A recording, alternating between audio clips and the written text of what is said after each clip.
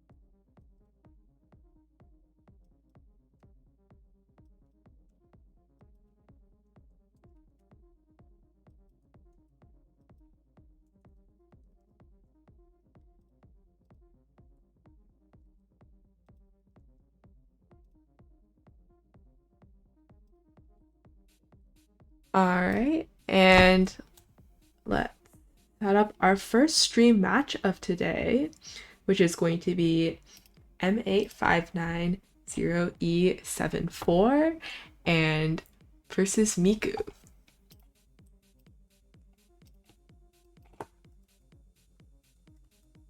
Both of these players are Radiant regulars. Um, Definitely have seen them come around quite a bit. Both of them can have some crazy APM, but I've seen M8 do some like really impressive like back to back. Like this is in like, season 1 I noticed this a lot, but I guess in season 2 probably even more so. Um but Miku can do a lot of back to back as well. Although Miku does tend to like go a little faster. You can see from like the PPS difference in their stats actually that Miku does go a little bit faster on average, which I definitely do notice. Um, but M8 is able to be really efficient. You actually see M8 is ranked slightly higher than Miku or Limit right now.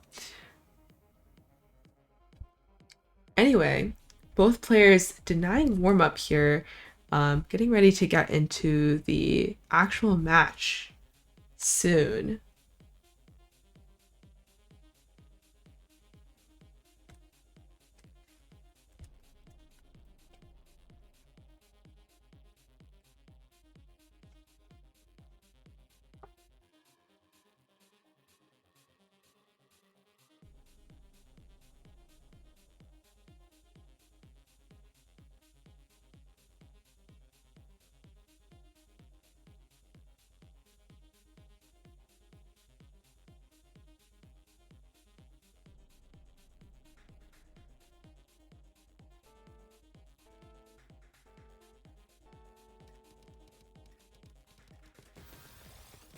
We see Mika start off with a classic TKI into LST, but slight misdrop. Meanwhile, MA is doing some really interesting things to keep back to back, but actually breaking right there. Yeah. Neither player seems to be off to the best start. Miku's starting to upstack, possibly for some back to back here, but it's not like the cleanest ever, but they still make it work. Looks like M8 is starting to build up back to back as well. With that nice J spin. Yeah, Miku's breaking here, and that's gonna put them at a surge disadvantage, but it doesn't affect them too much. Well, Miku's board does have to get compromised in order for them to get out of that situation. So, and that compromise was just too much to get out of. So we see Emma get the first point here. I'm actually not sure what opener that is from Miku, but Mei has the extended SDPC spin, which is really an opener of all time, honestly, if I had to say so myself. Um, and opener of all time it is, taking another point from Miku. Miku going for the classic PCO into PC. Really interesting choice given the PC nerf, but I guess it does put some cheese on M8's board, but M8 doesn't care at all. Yeah, we see M8 building up the back-to-back again. Like I said, something M8 can be really good at is just setting up these long back-to-back trades, and even in season 1. But M8 misdrops, and we see Miku striding some back-to-back here. M8 able to clean up his board nicely though, but Miku is still going at the back-to-back. This could be really dangerous for M8 if he doesn't build up a good enough defense.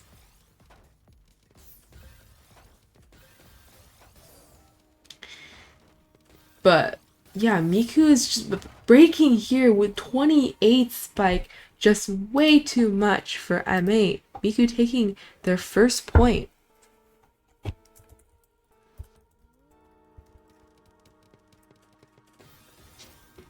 And Miku going for PCO once again. Again, really interesting choice, given the PC nerf.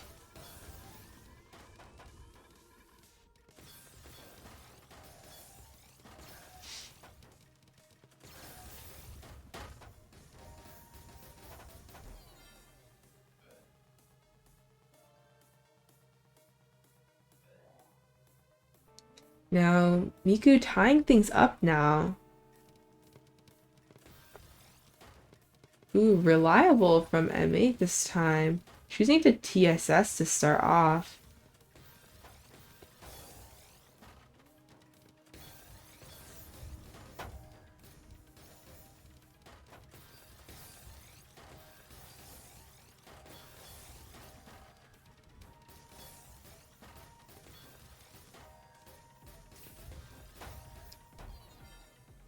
Now we see just a lot of pressure from Miku. Topping out M8.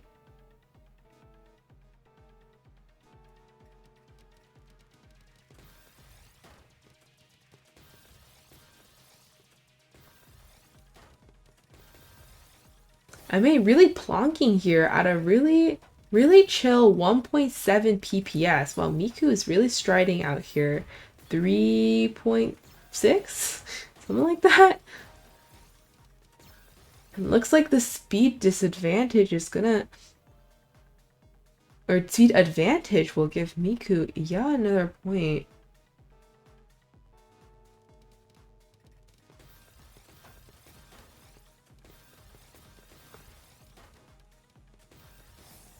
Yeah, once again, we see Miku's blazing fast speed. Something that is definitely very impressive. And M8 with just a really awkward board state, trying an absolute best to get down, managing to stay alive for another day, but the crazy down stacks are not enough.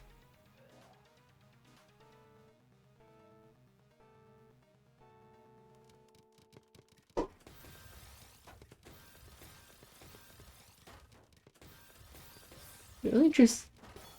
Oh. Really interesting board on Miku's side with that, whatever that misdrop was. It led to some like floating Mino. Either way, it was not a very good situation for Miku to be in.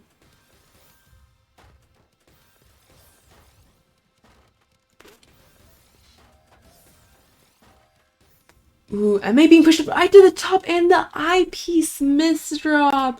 So unfortunate.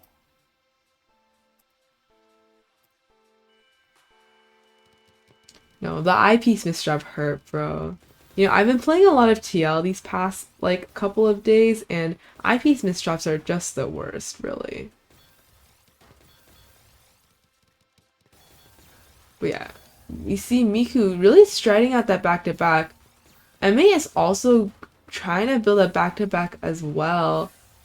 Actually building it at close speed of Miku in terms of like they were at the same level of back to back, but Miku was going significantly faster. So we see M8's efficiency really pop out here.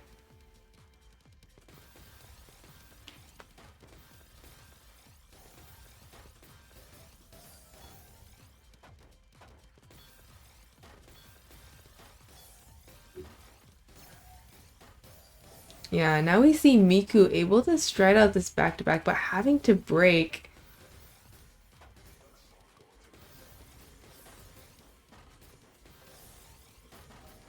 I think there's a lot of people who definitely feel that like pure speed is the new meta, but I think M8 shows that there are ways to still be at an advantage while not necessarily being a lot faster.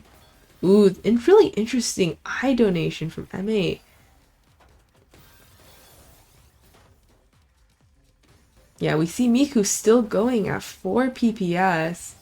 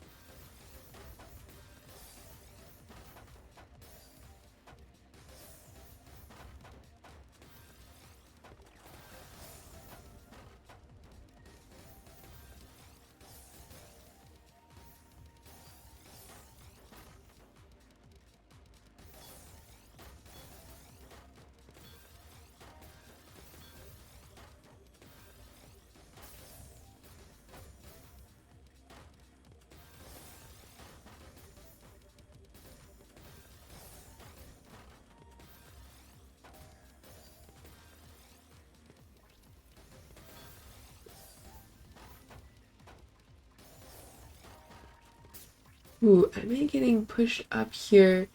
We need to find a down stack quick. Manages to find it, and we see this match keep going for another day. S-spin triple kick. I don't think that. I think that's only a double from M8. Yeah, now Miku's the one in a really precarious position. That was a really long, drawn out round, but MA managed to survive in the end.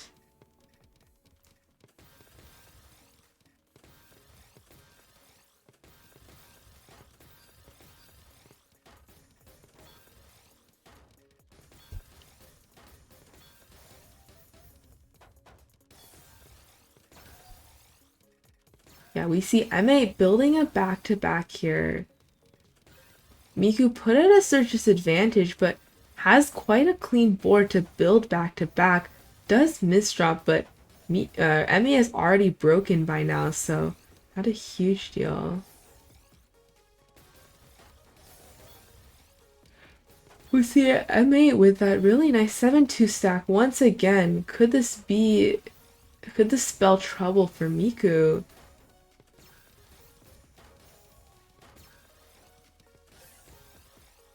And we're seeing this, 12 at disadvantage, 16 disadvantage.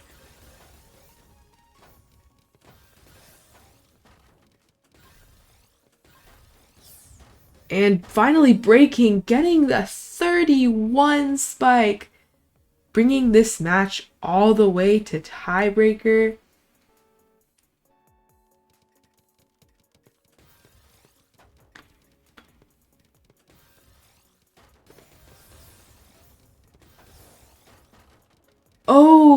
MA getting 1 out of 10 in his STSD there. Really unfortunate and just not able to recover after that with Miku's insane pressure. Wow, it was unlucky for MA, but well played by Miku.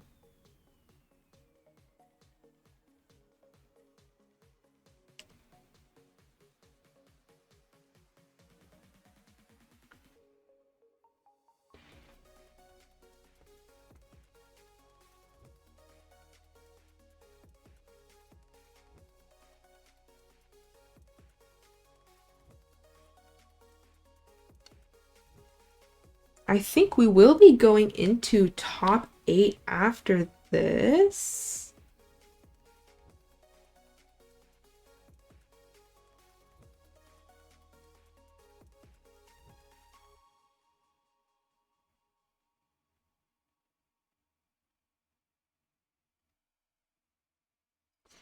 Beginning with our first winner semis. Wait.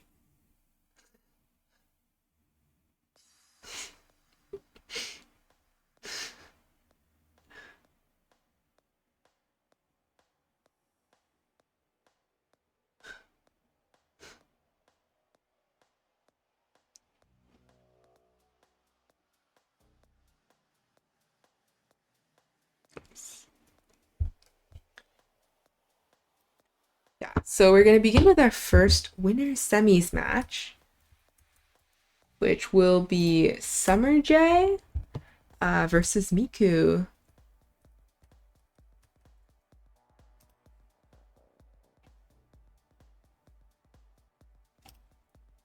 Admittedly, I'm not the most familiar with Summer J. I know he's good, but I'm not super um in tune with the situation of all of the good players. I only know the people who show up to Radiant like literally every week. Um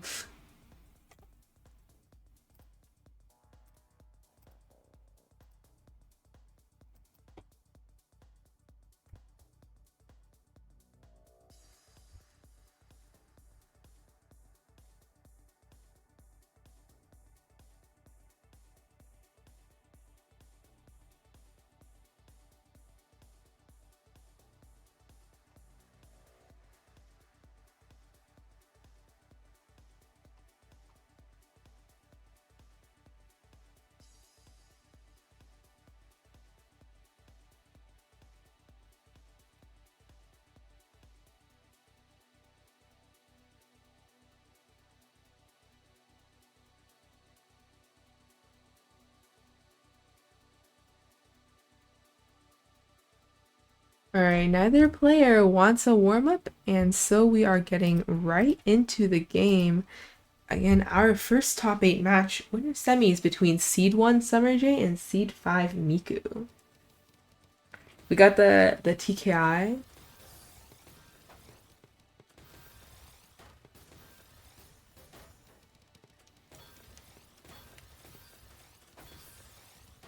Ooh, we see Summer J really cleverly building up the back-to-back with some really insane all spins, finally breaking, but sending a 20 spike in the process. Nothing that would kill, but Miku misdropping right there. Unfortunate.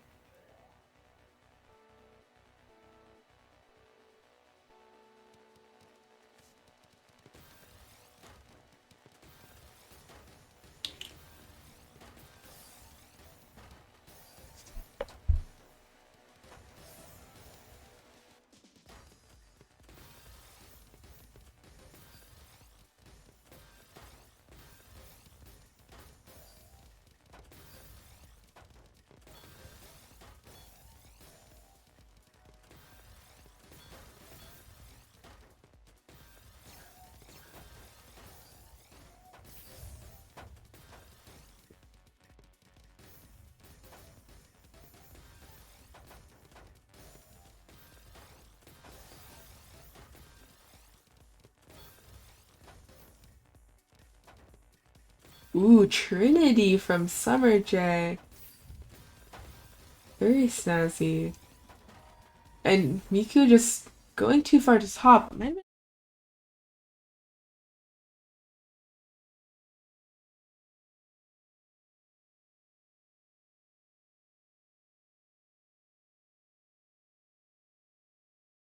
Hold on, I'm not sure what happened with the stream there. Apologies.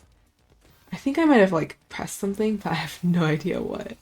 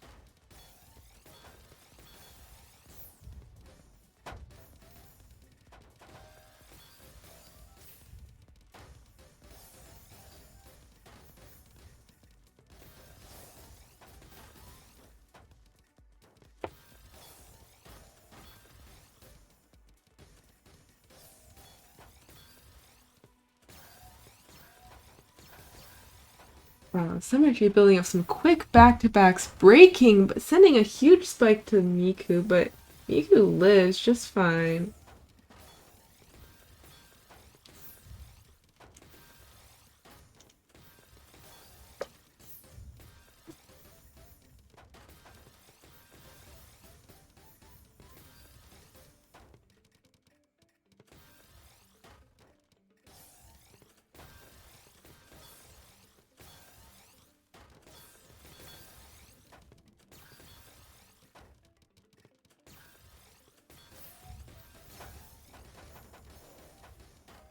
Miku sending quite a bit of cheese to Summer. Summer is gonna have to climb down through all that, but unable to as Miku sends more pressure.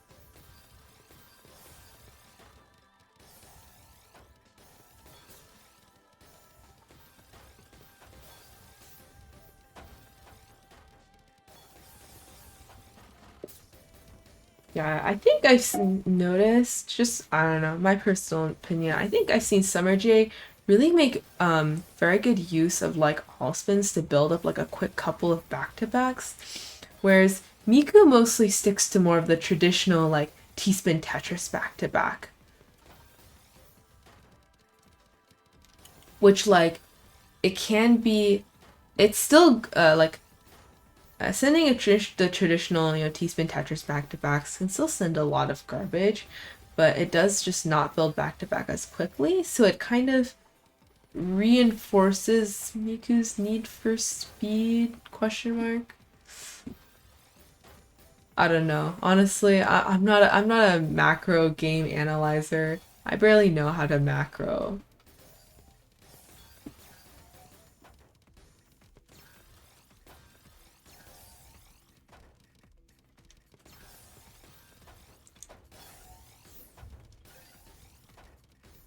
But Miku is building up the back-to-back here. Fortunately, has to break.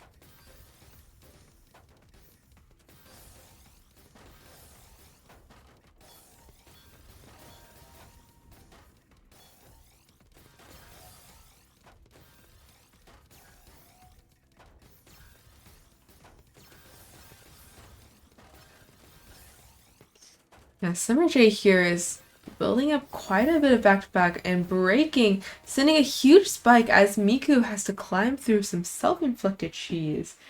And we see Summer J take another win.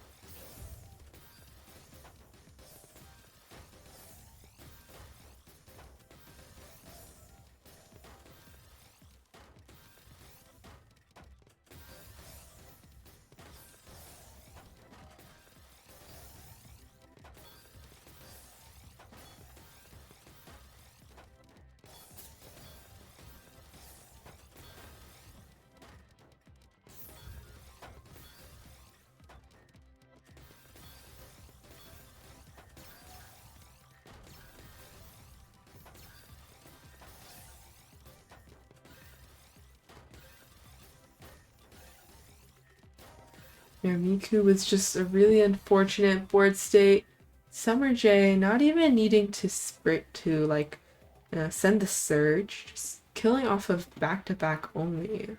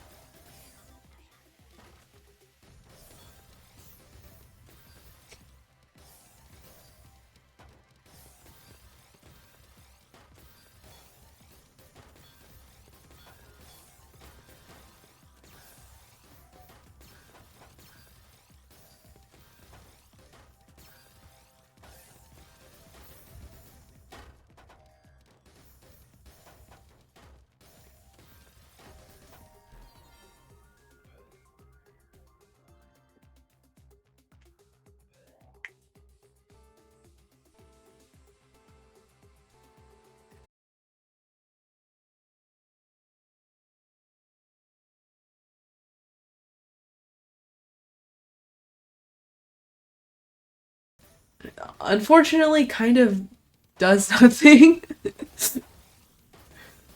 Certainly an interesting opener.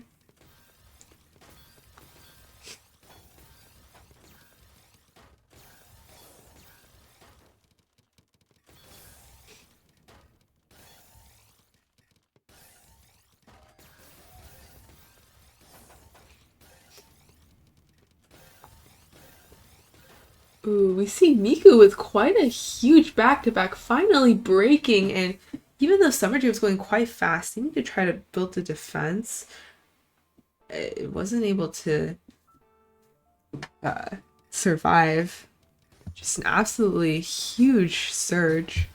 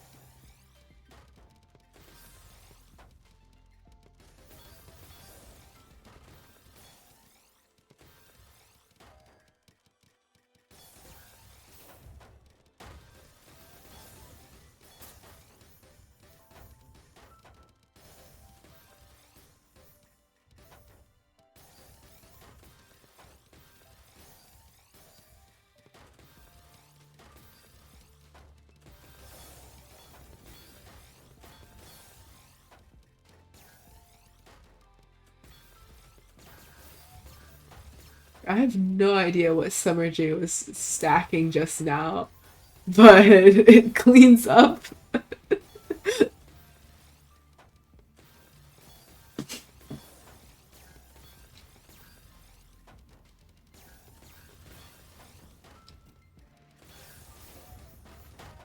Okay, the massive spike from Summer J, but Miku lives?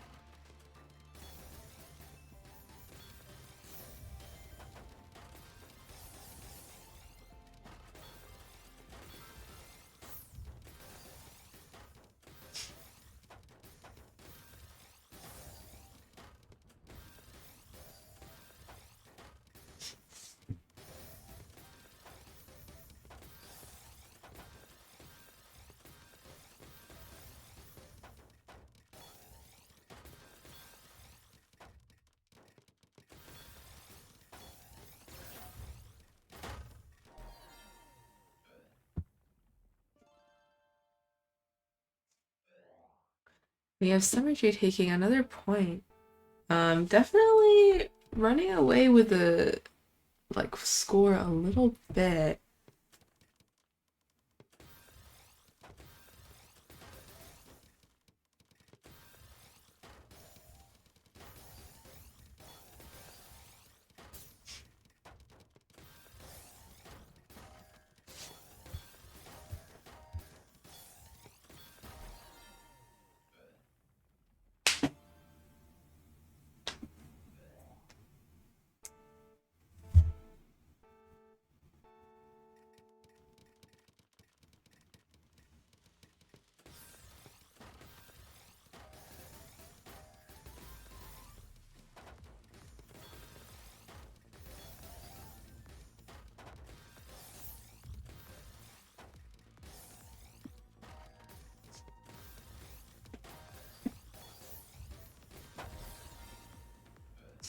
You see Miku getting pushed up to the top, unable to survive once again, and Summer J bringing this set to match point. The 6-3 Yui medal start goes crazy. It's literally sprinting. Guys, is this TL or sprint? Or I mean 1v1 or sprint?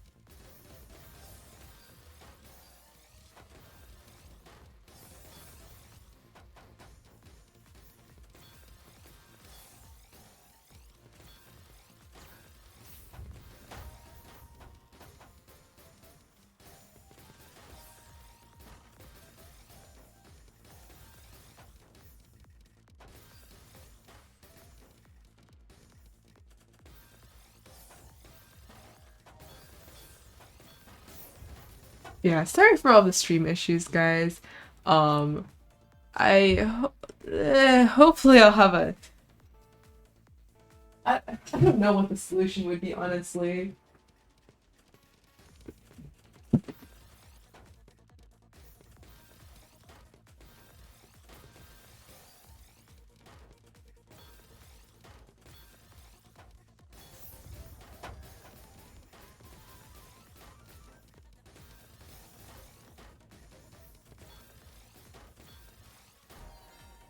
Okay, we see Miku taking yet another point.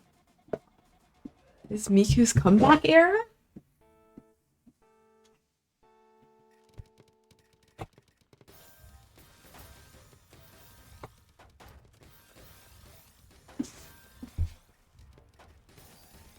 Jigsaw from Summer J, DPC. Guys, are we playing sprint or multiplayer? Summer J. Okay, finally going into something other than PCs, but it's literally like kind of mech. But Summer J misdrops and can't break the surge. Unfortunate.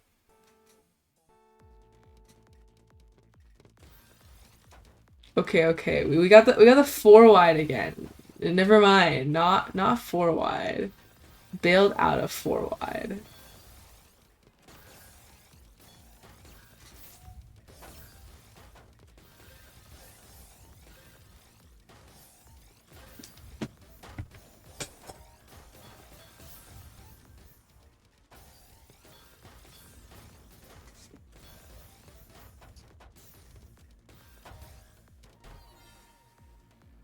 And Summer J taking the match point 11-5. That puts Summer J in winners finals.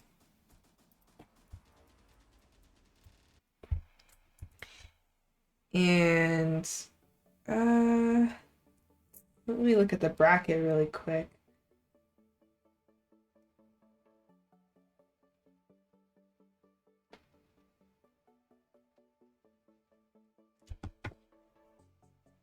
Yeah, so it puts um Miku in loser 6. So we will be seeing them again.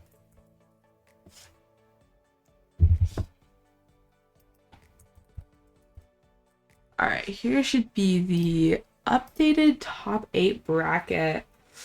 With everyone in it, we have filled up our top 8, so there are no more pools matches to go through.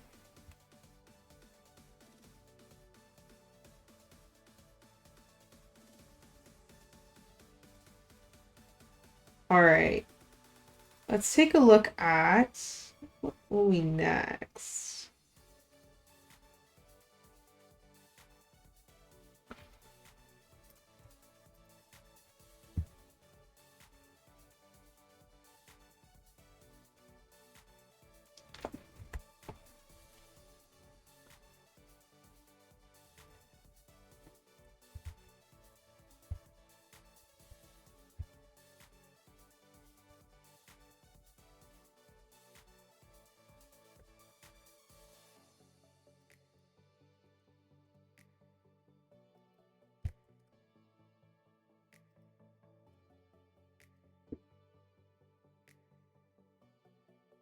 Alright, so next up we have let me get the screen.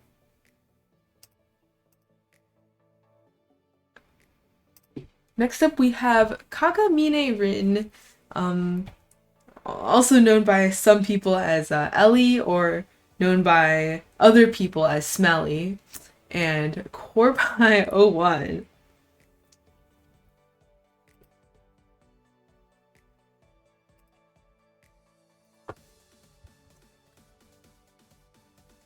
Both very, very impressive players. Corpy is a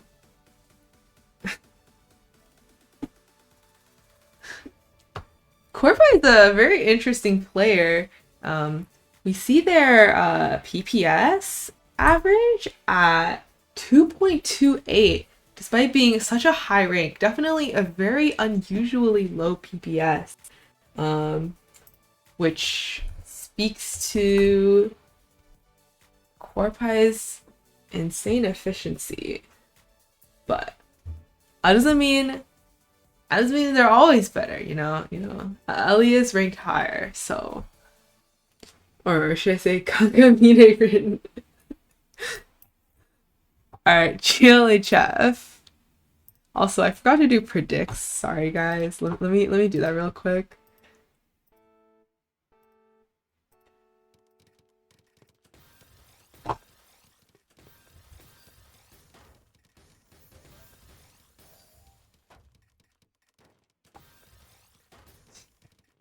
Okay. You guys can gamble now. Gamble all of your channel points away.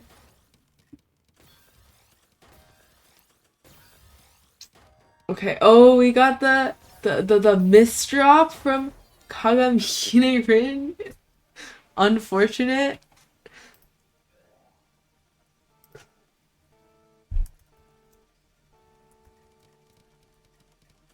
I don't know. Corpy is like honestly insane gameplay. Like truly like whatever they're cooking, they're the best at it, you know?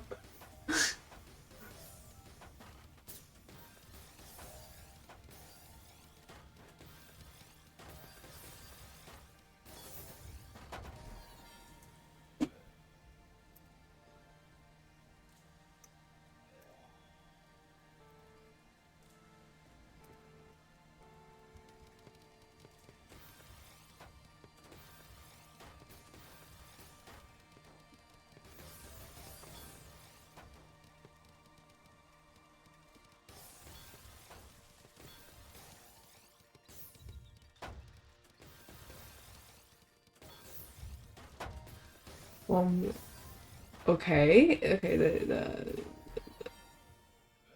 the down stack of the stack of the up stack, the up stack by Ellie.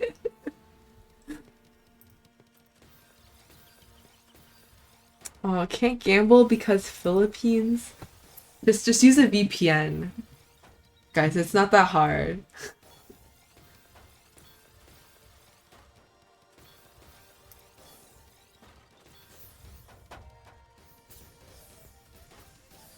I'm very glad to see the large amounts of channel points being gambled. It really warms my heart to see gambling being instilled in the youth of today.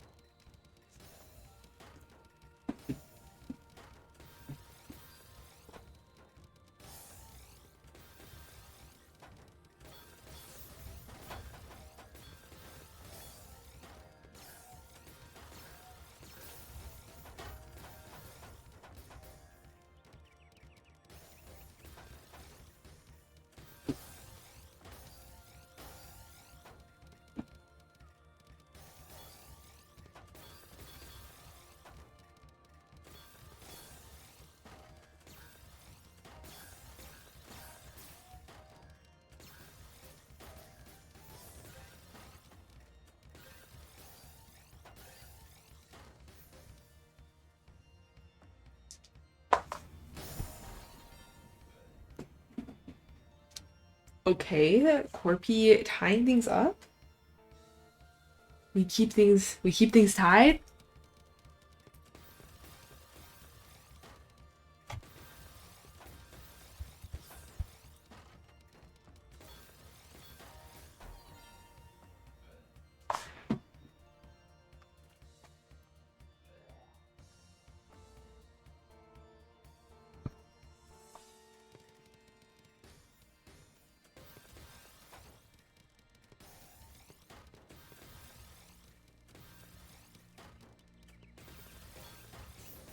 Okay, the eye spin from Corpy goes crazy.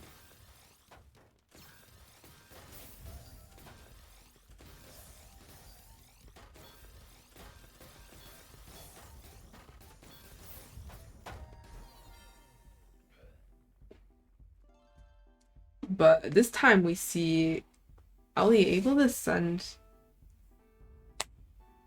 enough to pressure out Corpy.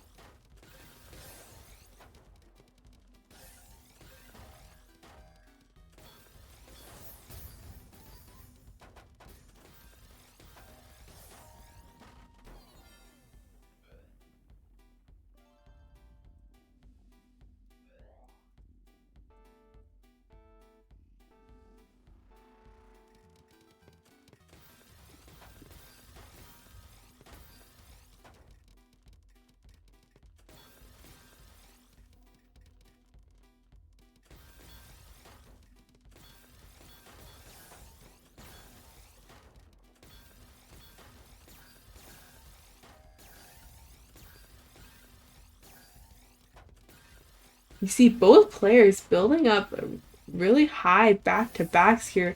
Corpy and Ellie both breaking.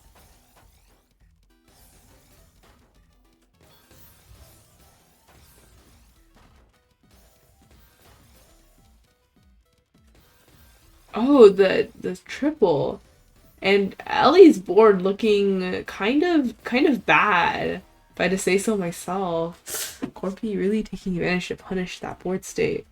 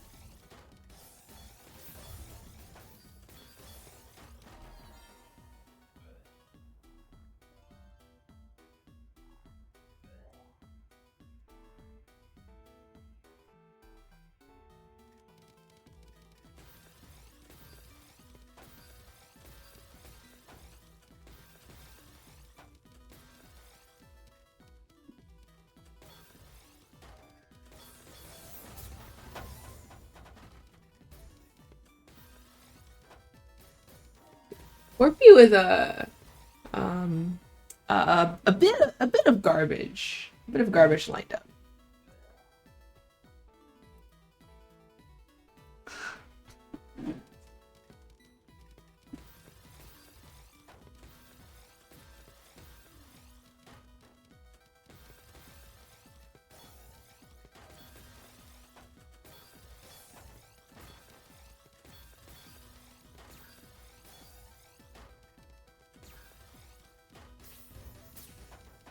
Not sure what Corby's trying to go for there, but had to skim out. Looks like Ellie is beginning to build up a back-to-back now. Unfortunately, miss drops. And Corby's the one with the really nice back-to-back now.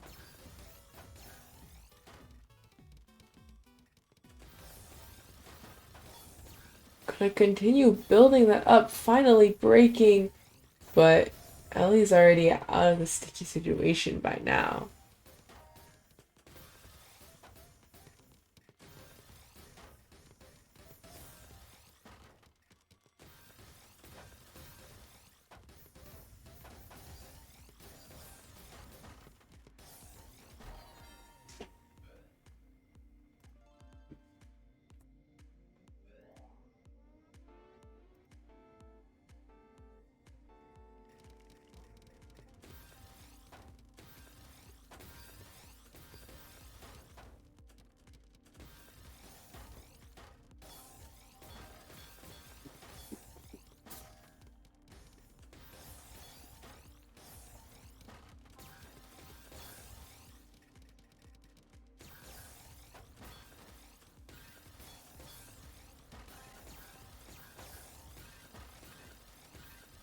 Okay, we got the crazy back-to-back finds from both players. Ellie breaking and Corby breaking. Unfortunately, they had very similar amounts of back-to-back, so nothing happened. I want the drama, you know? What is this boring, neutral gameplay?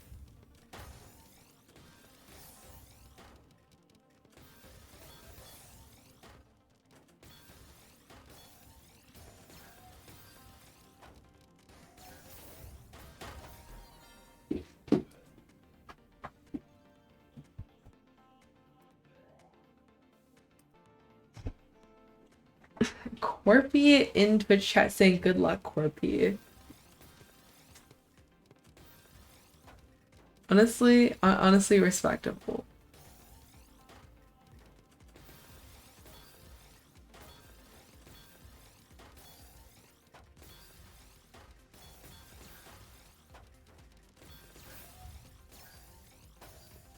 Yeah, Ellie here, building up a back-to-back. Just want to see how Corby handles this.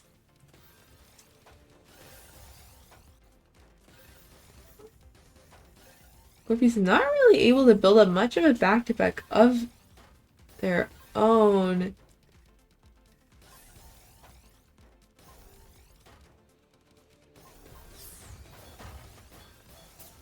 They try to wait for the surge spike and manage to live that. Really, actually, very smart play by Corby there. I probably would have just like strided and then died. I don't know. I don't know how you play the game, guys.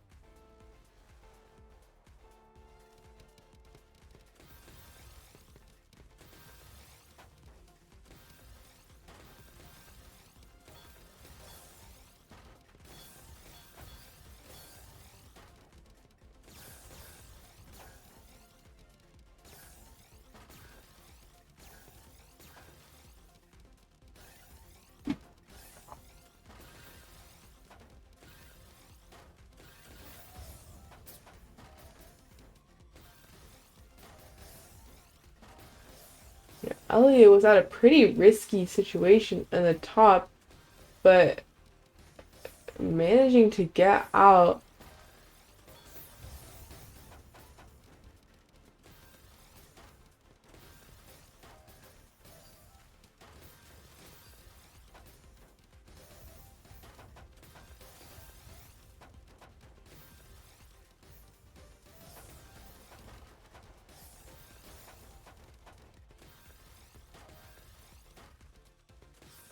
Ooh.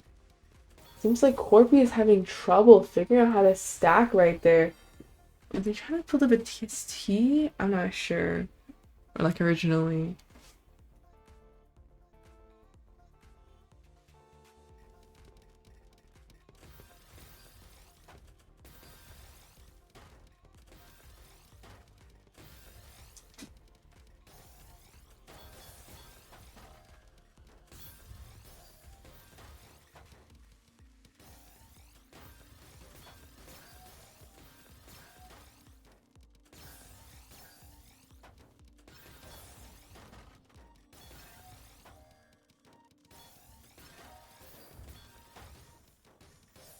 Wow, Corby was really close to the top, but still managed to survive. Now Ellie's the one close to the top, but seems to be getting out just fine.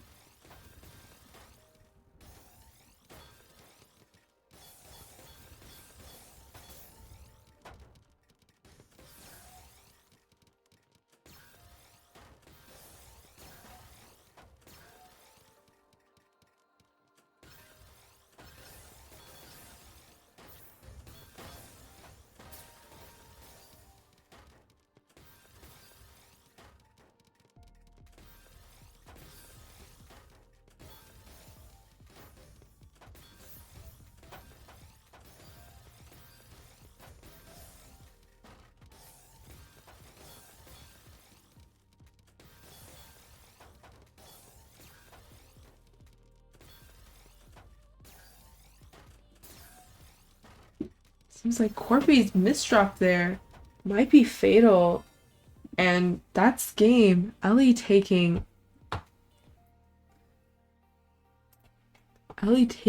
this winner's semis set 11 to 5. Let me update bracket really quick.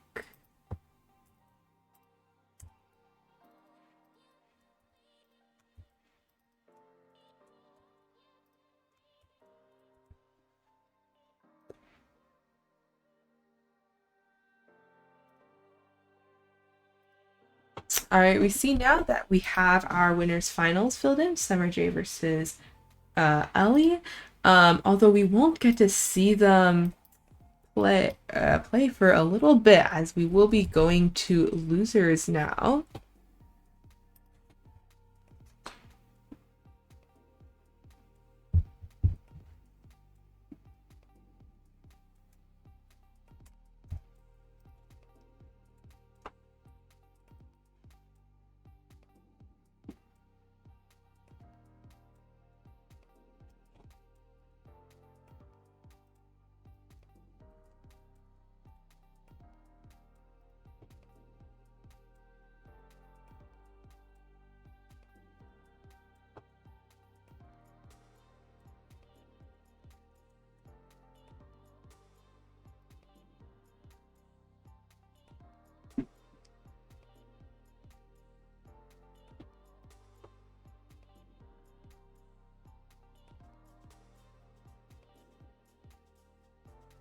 All right, so next up we will have our first losers bracket match of today, which will be PCO versus Chairstare. Chairstare did climb his way through several upsets to get to this point, being C12 in top 8, which is very impressive.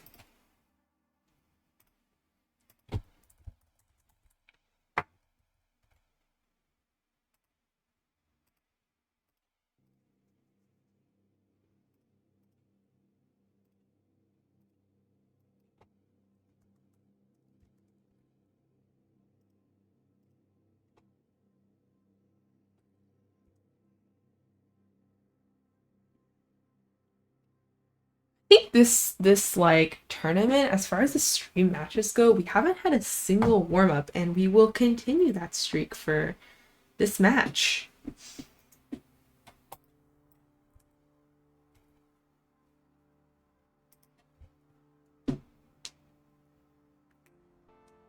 There's quite a bit of a like TR disparity, with PCO being high X and Charissair being like mid U. But Charissair, like I said, has upset people on his way to the spot in top 8. So honestly, it could just be like popping off like crazy today. And we see PCO with some nasty misdrops at the start there. This Charissair's round for the taking.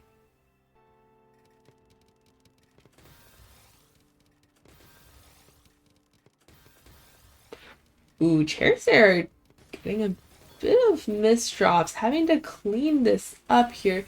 Now PCO has continued this beautiful LST.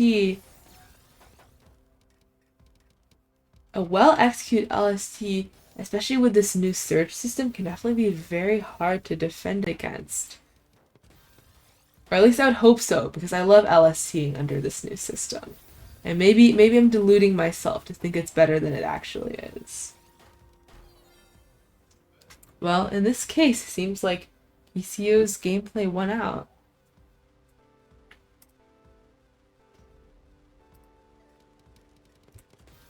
I think it's disappointing that I've yet to see PCO do PCO in this set, but we'll see.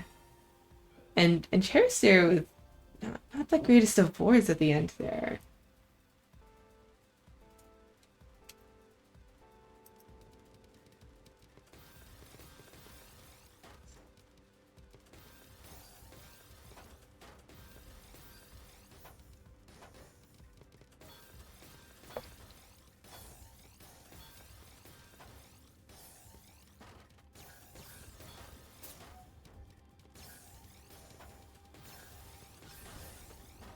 Wow, some really nice back-to-back continuations for PCO there. Just very, very clean. Really sending a lot of pressure with that back-to-back.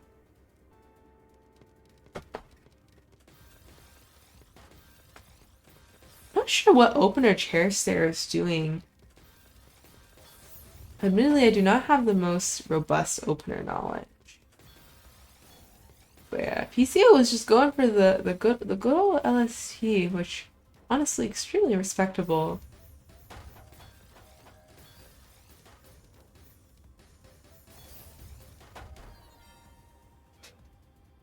It seems like PCO was too cheesed up by the end of all of that though, so couldn't really get down to any level of clean in time. PCO misdropping at the start here, but Charissair also having a couple of misdrops on his board, so could be seeing an even game for now.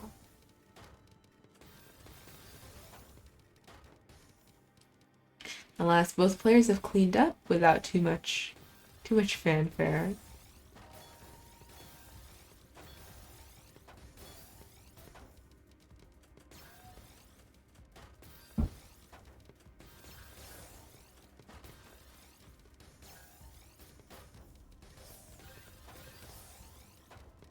You do see PCO building up a large back-to-back here and breaking it, but it doesn't send all too much as it was used in large part to cancel. I think Surge can definitely be a really interesting tool when used defensively. Because, like, you know, once you build up a big Surge, like, you can just kind of break it whenever if you need to cancel a bunch of lines.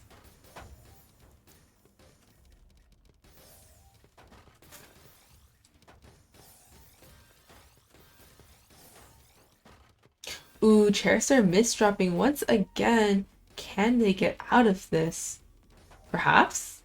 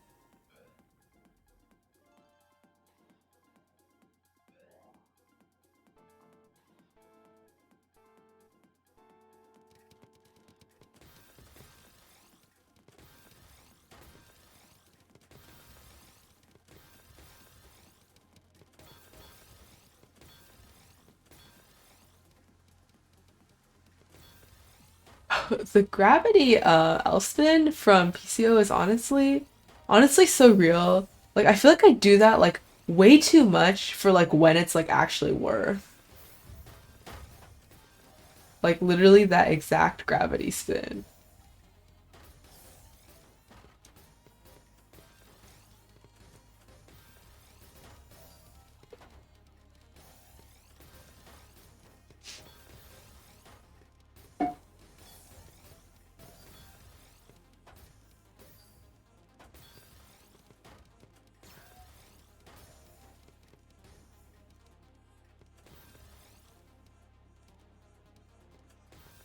Um okay, it's not my Wi-Fi this time.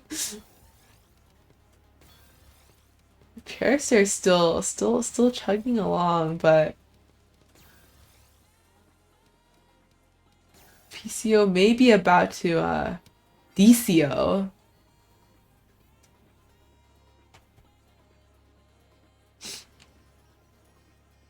Alright, so this was what? 4-5? So it means that we can start either from 4-5 or 3-5.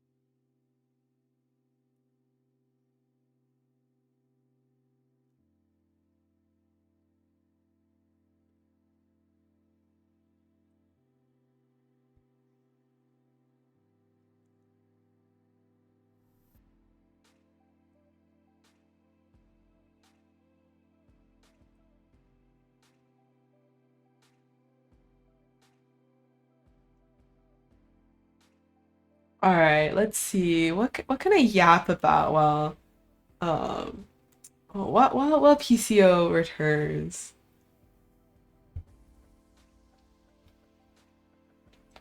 Honestly, I have no idea. Chat, can you help me? I literally have like 6 a.m. brain. I didn't sleep. So I like actually just stayed up. And like, I don't know. I can barely think honestly. I honestly my quality of commentary is probably down the drain. Like actually just like 6 a.m. brain. Please help me chat.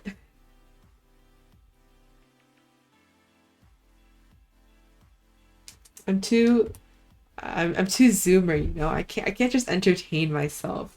I gotta have the outside stimulation, you know.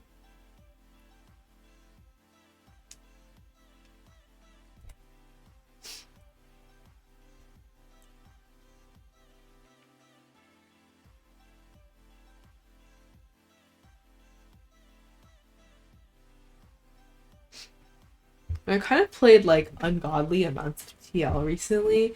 So I kind of just like got addicted and honestly, it's been going kind of good. I kind of got to like mid X. I might have dropped down a little bit, but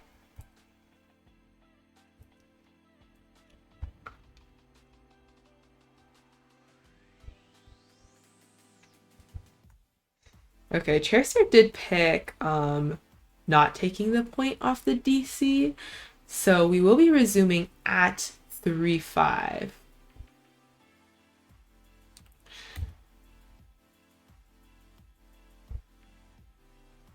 This means that whenever whenever PCO returns, if they do return, We'll do FT8, have Chair top out um, twice.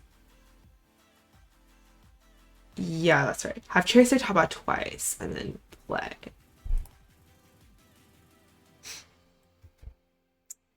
Subway Surfers? So true.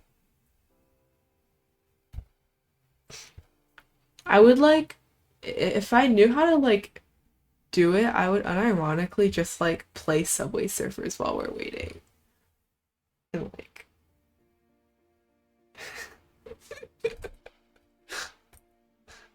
maybe the worst idea of all time, guys.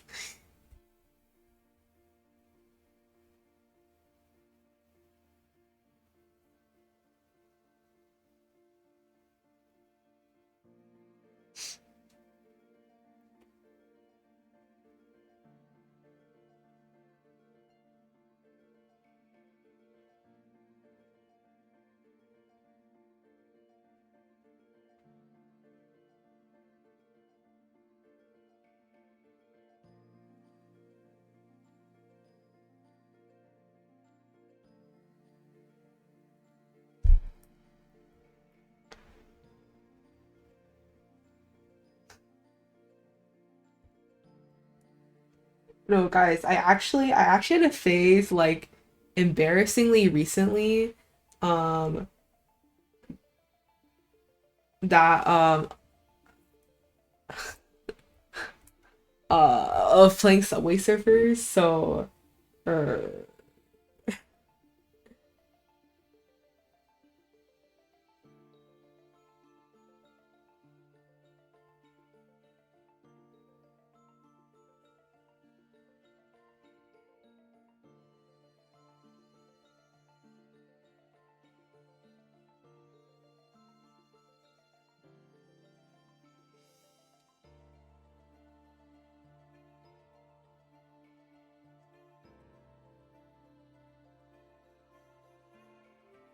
okay, the challenge is can I figure out how to stream Subway Surfers and the time it takes for for for PCO to come back?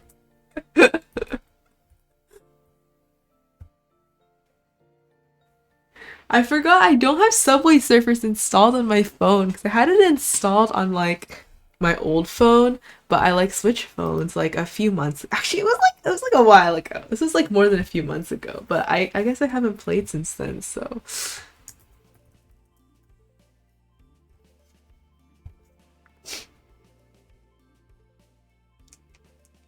all right, chat. Does it save my progress? I'm not sure if I like connected to my Google account and save my progress.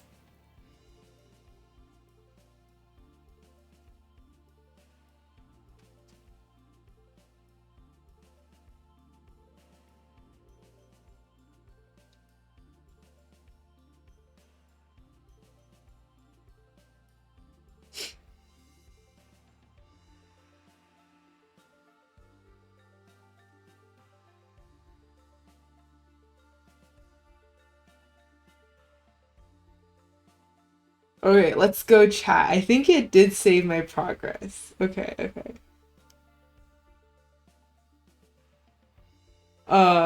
Hold on.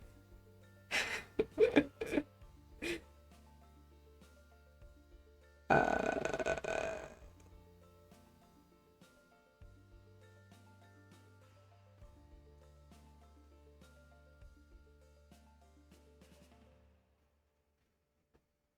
okay, guys.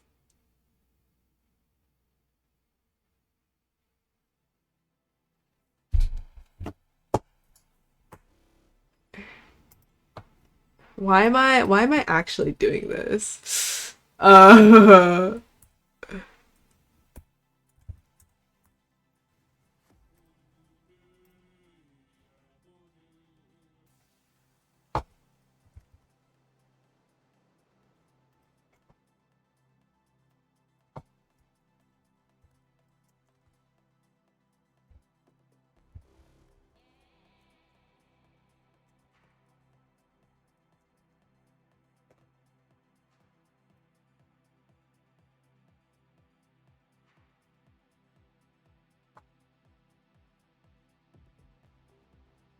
Oh my god, chat.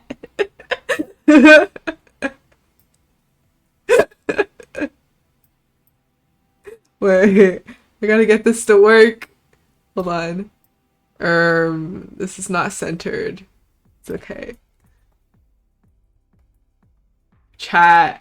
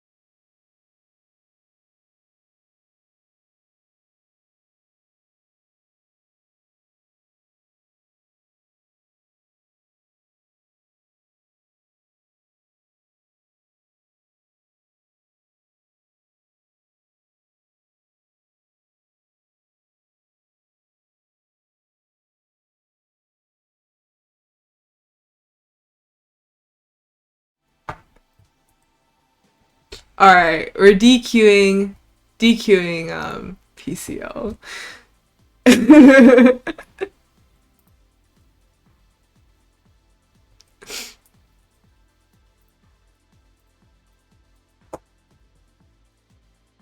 Actually, let me update bracket really quick first. Uh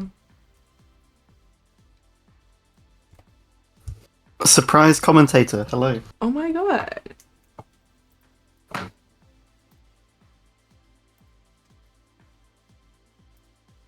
I can't believe I just missed the Subway Surfer gameplay.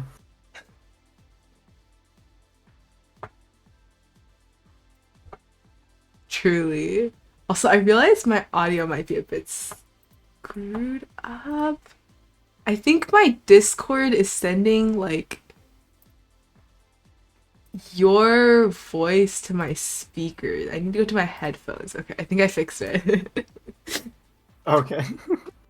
Alright.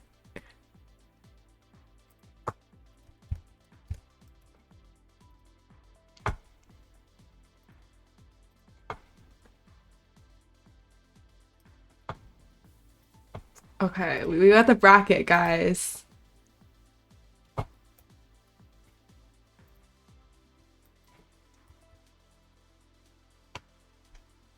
No way, we've got Kagami Rin in the bracket? No way. True? Wait, and Miku. Oh, that's awesome. Yeah.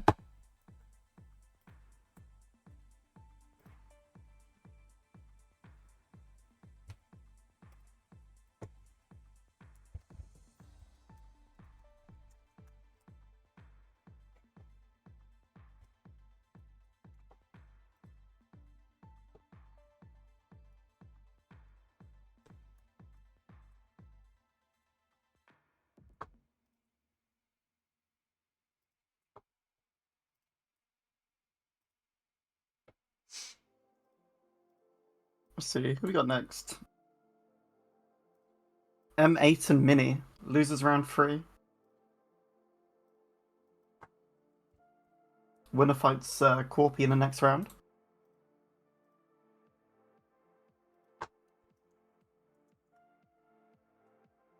Ah, Seed 4 and Seed 8 respectively. There's quite the TR difference between the two. And also X Plus in play too. It'll be a interesting round. Don't worry, Minnie, give it your all. You got this.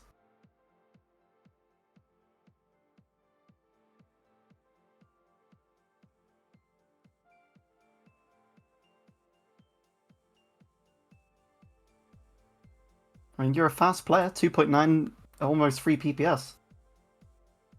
Surely you can just outspeed MA, right? That's how it works. Surely. I'm sure that's how it works. The 1.17 PPS difference will be a lot.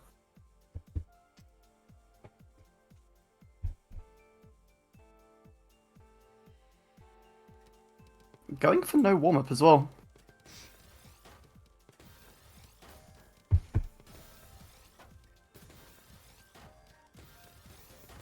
I mean, M8's already putting a lot of pressure onto Mini. Already forcing them to the top of the board. And a few misshops on Mini sides is not going to do them any favours.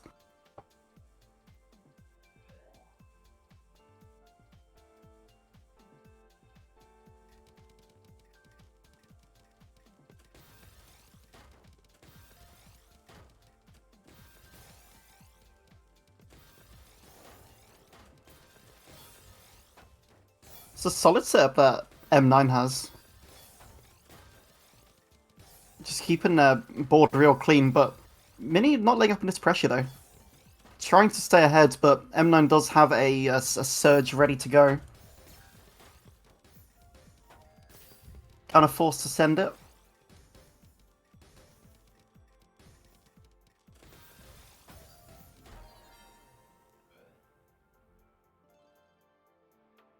Nice, another point for M8.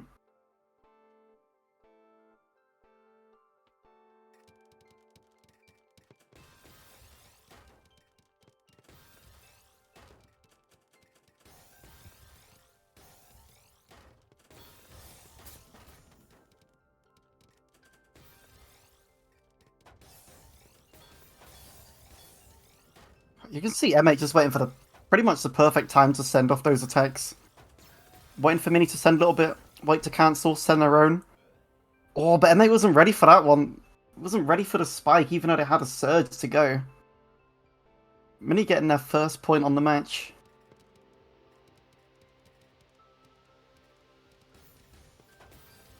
Small miss shot for Mini, that's fine. It's not too bad, it's early doors.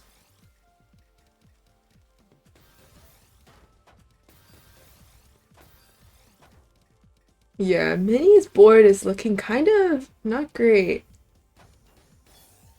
They're just about working through it though, but they kind of need to do it faster. Yeah, no, just running out of time. M8 was not letting them get away with that one. Mhm.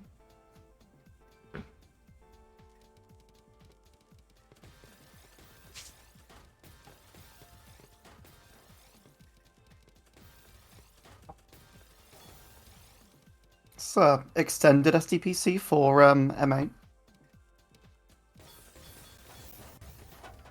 For a massive 28 spike. Wow.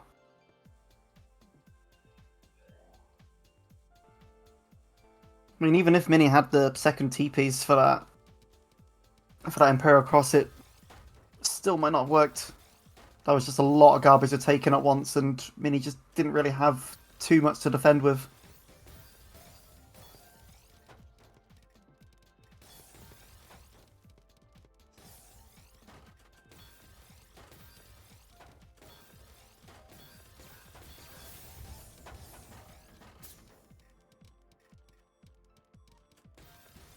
A 31 from M8, but Mini's just about surviving, but not for too long.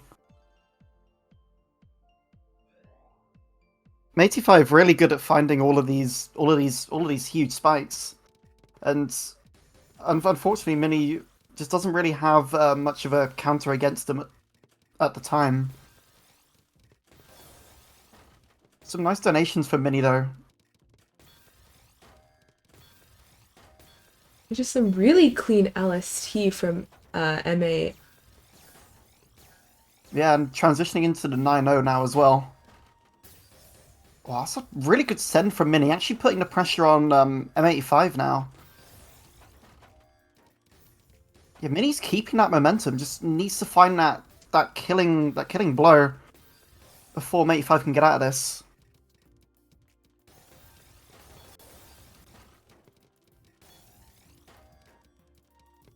Oh, it's a.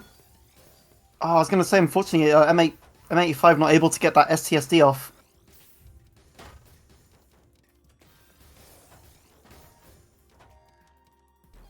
Oh, I was looking so good for Mini as well, but M85 was able to keep up with the pressure, able to survive and send a huge counter back.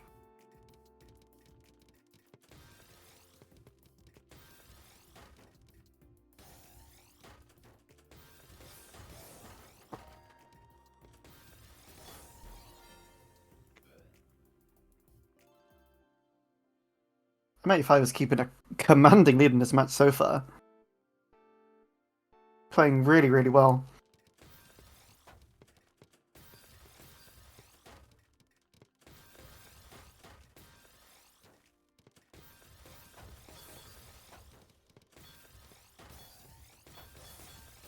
Almost thought Mini was going for a forward then.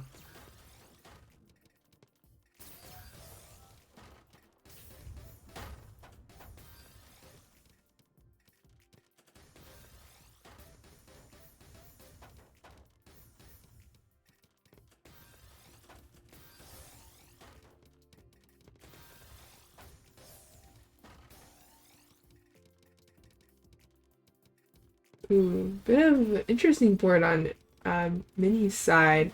Trying to clean that up, and seems like Emma gets the punish for that. It's funny how Mini was still able to get some T-spins out of that though, and nice Mm-hmm. cleanup, but just not in time.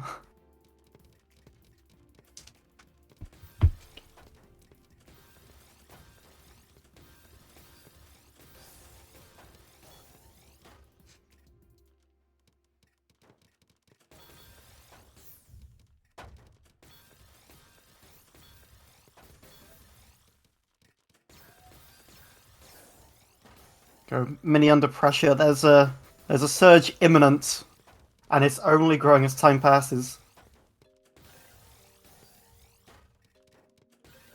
Ooh, nice Z spin from MA.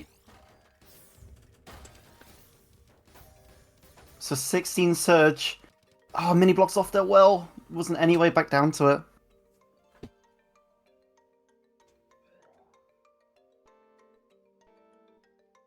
Good use of the surge from M85 and a good follow up on that as well.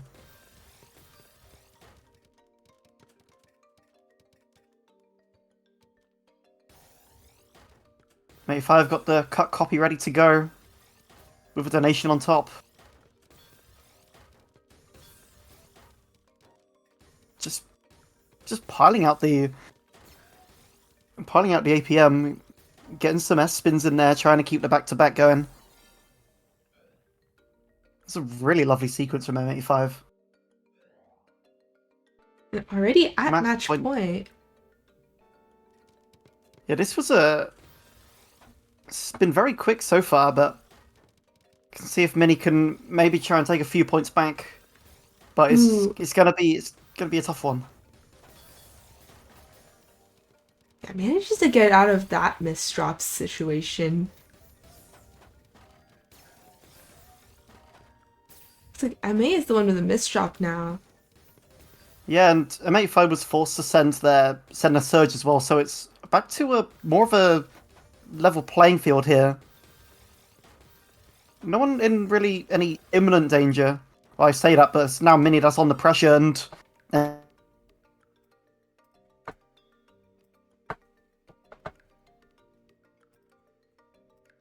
GG's.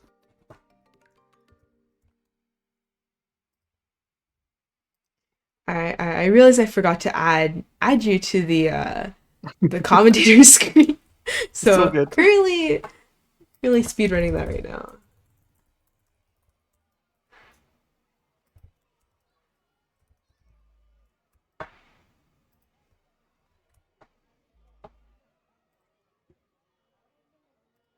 So how that works?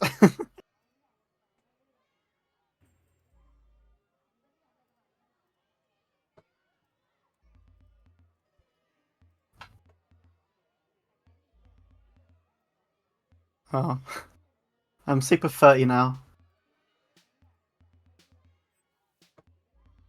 I've lost the two.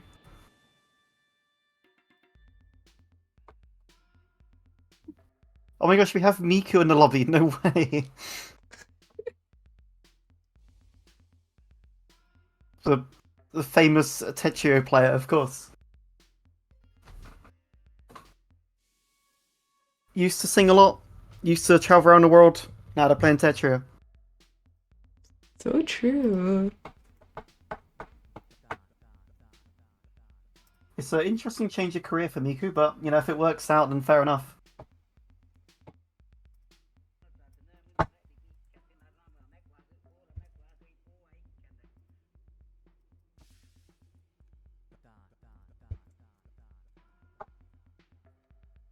Let's have a look. So we've got. I'm assuming it's Chester versus Miku up next. Again, quite a difference in stats. Chester, 20k U rank versus Miku's 22k X rank, 69th in the world. So I'd say maybe Miku has maybe a little bit of an advantage here, but you know, maybe there's something Chester might be able to do here.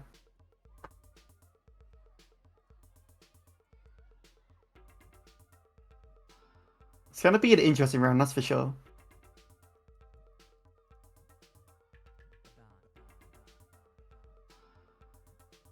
I think Ellie DQ'd in general, I think, right?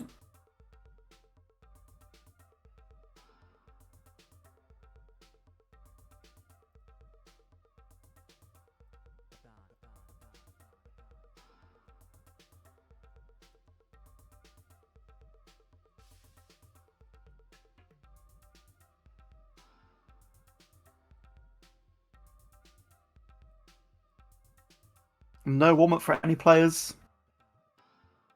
So we're just gonna go straight in.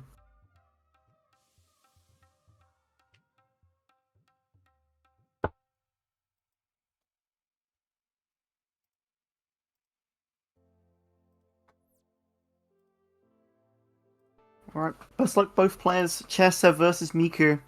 First to 11. Winner of this goes to loser semis.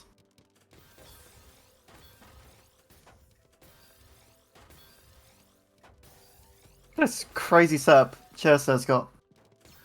Actually works quite nicely. Gets a few all spins in there.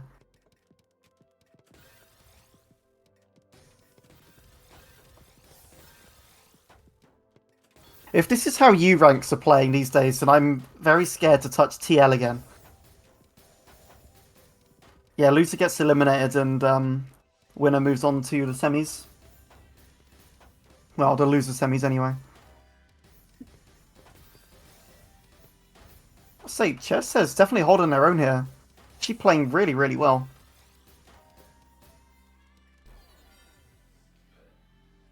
Actually gets a point against Miku as well. Really, really nicely played.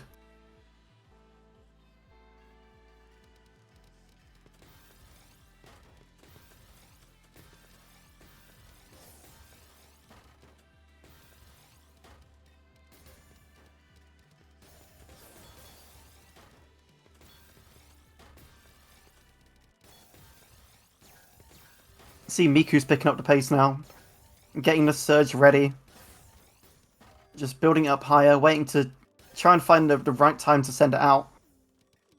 But Chair's going to have to try and work quick to defend against this and maybe try and force him to break it. Miku doesn't even need to, though. It's a 1-all.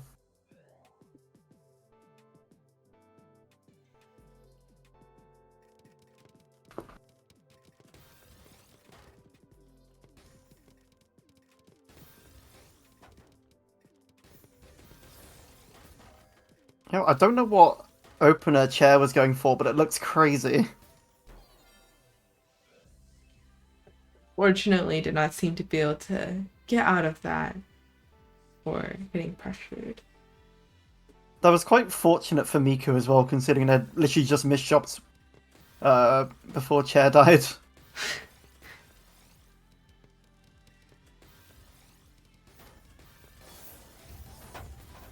A huge 32 spike for Miku. Oh my gosh, that almost came out of nowhere. Oh, there was another T-spin single that would have added a little bit extra damage to that on top.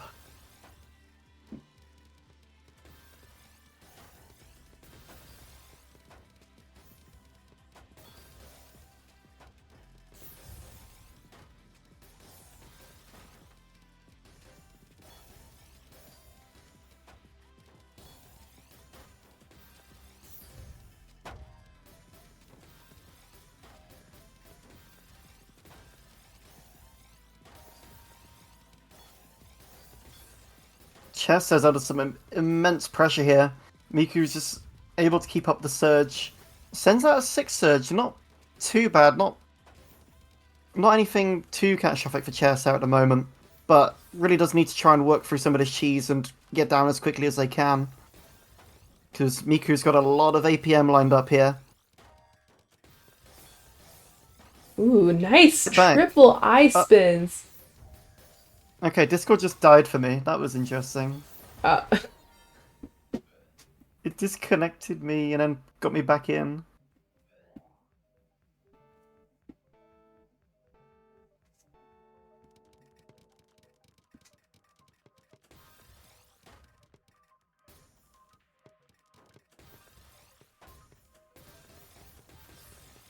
I still don't know what Charissair was like trying to go for in the opener.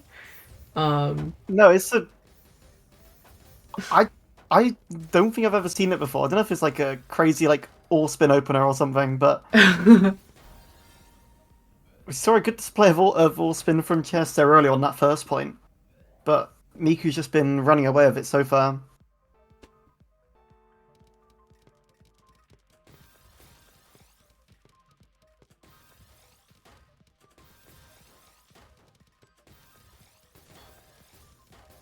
I'm asking the same thing, Navak.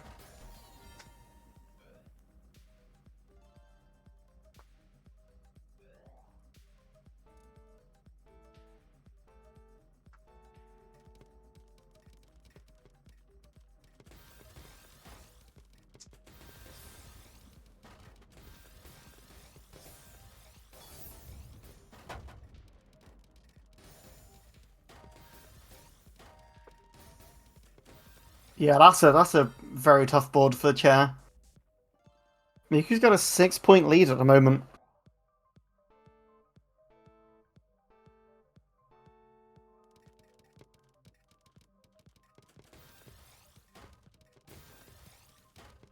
I'm really interested in what Chess says trying to do. Because it seems like they've got maybe some sort of opener in mind, but it doesn't look like they've been able to quite get it off.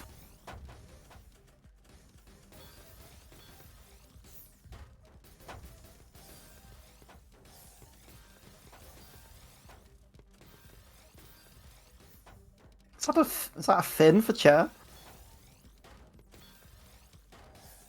I mean, by law, Chair's got to win this now. That's not going to happen. Miku playing 140.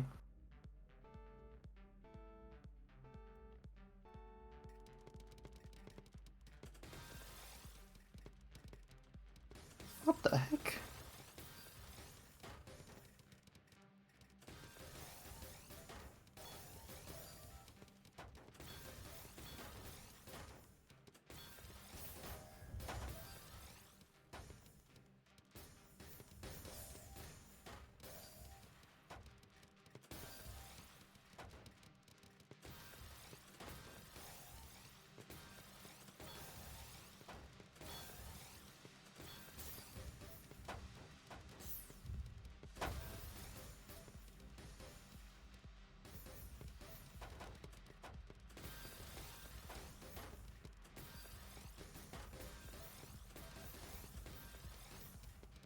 Seems more of a closer round on this one. Both players just kind of surviving each other's attacks. Not too much going on between them. No one's setting up any big spikes at the moment.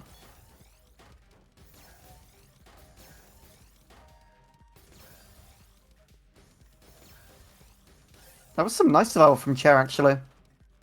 Able to get out of some of that, but I'm not quite sure if Chair is going to be able to get out of this upcoming surge. That's a lot for them to take on. That's even if Miku sends it off. Just the raw pressure from Miku is too much for Chair.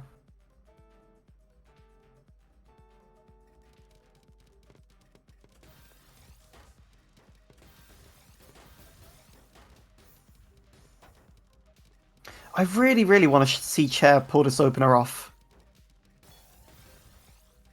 Would really be interesting. Yeah, I want to see where it goes.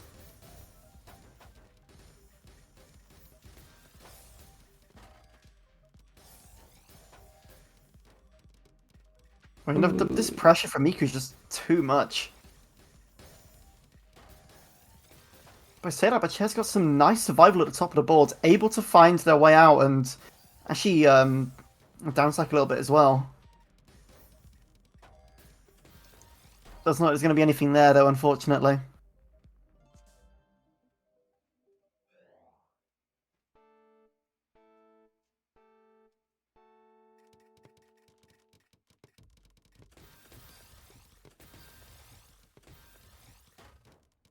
Okay. TST tower from Chairster? What? Some It just crazy doesn't like phase Miku opener. at all.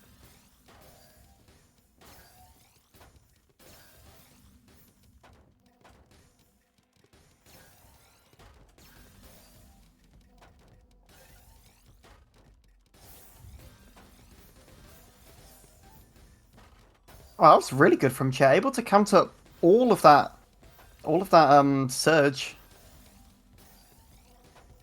Definitely has the upper hand, but Miku's frantically trying to downstack, able to find their way back to the clean well and send off a 13 spike for the game.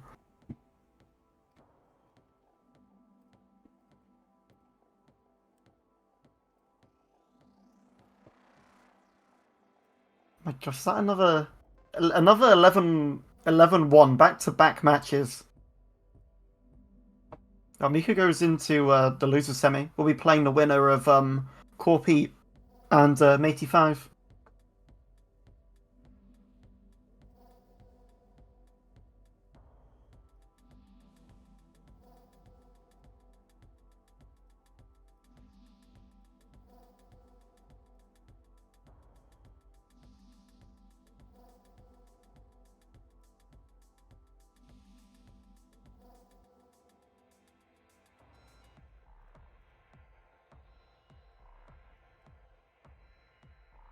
So we got our next match. Oh, this could actually be a really close match. Both X pluses basically may as well be the same tier. They are literally one global space away from each other. That's how close these two players are. Doesn't look like they're wanting a warm up either. Just going straight into this.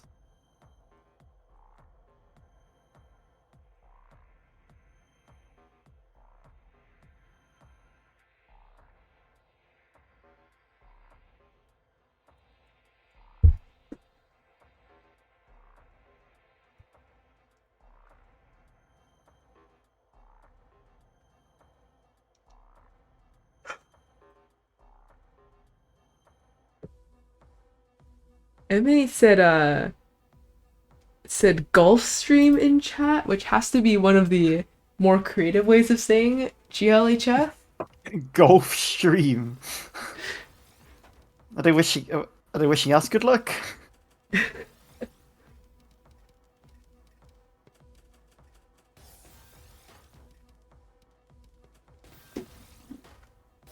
Here we have two players who are both like very slow and efficient. Definitely like Yeah, they slower than the other people of like their rank. Yeah, they seem to like to try and time their attacks as well, just which makes for quite a funny round actually. Yeah. But Corpi does have the surge advantage here though. Already on -13, can't survive that spike though.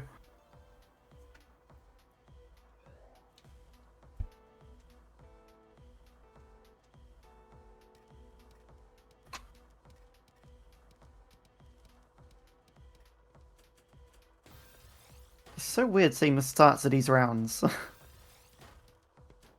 I'm so used to everyone bursting openers at like 4 PPS or something.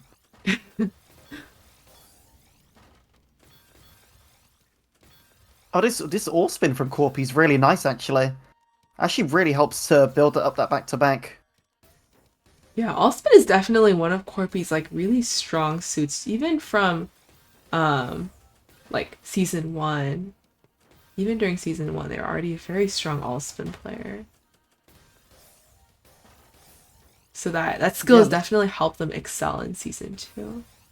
Oh, absolutely. Like, because it just really helps to keep back to back in ways that just regular T spins and quads previously just didn't allow you to do. Right. It's quite. It's very interesting to see how creative players get with the new system, and just how they're able to keep back to back, keep that charge up, and then choose a perfect time to send it. Mhm.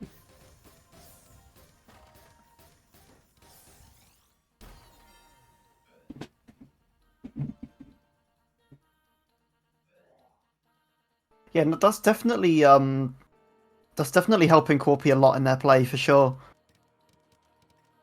Having that back to back ability is a huge advantage.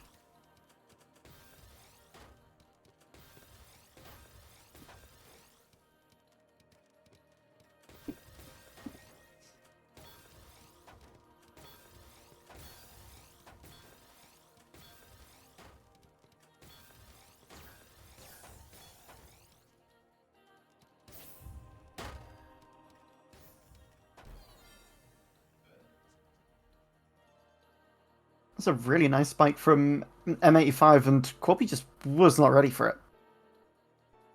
Just didn't have the board state to have a response at all.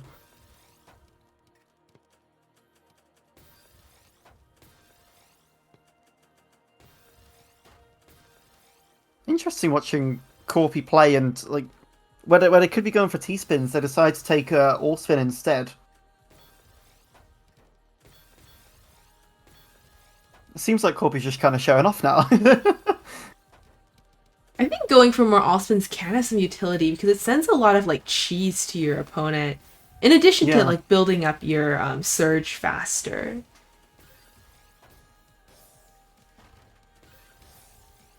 Imagine if, oh my gosh, imagine in a future update or something, future season, all spins are rewarded. Imagine how crazy the damage output would be from someone like Corpy. Yeah. You can already see that in games where all spins are rewarded, like Nuketris.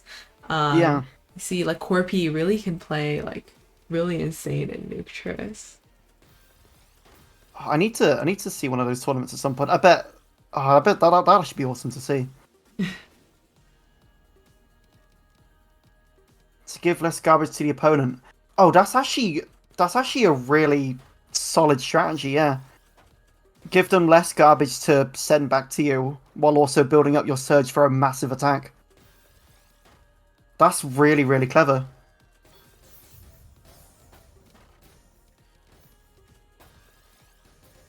Yeah, and then there's also like the strategy of, cheesing up your opponent and then spiking them after that so they have a hard time getting down. Yeah. It's definitely also something that can be done. Especially if you send, I think, some smaller surges too, because it sends Right. surges in waves of free attacks. It helps cheese the other person's board a little bit. So I remember hearing of some people who just play for smaller surges, just to send like a bunch of cheese lines over, and then just follow up with like a massive attack or something.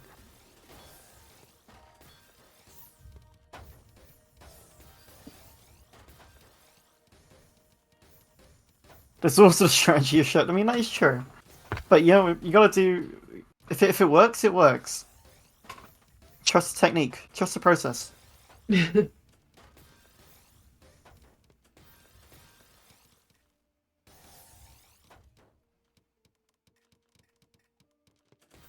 mean, even just having 180s helps a lot for a lot of these spins.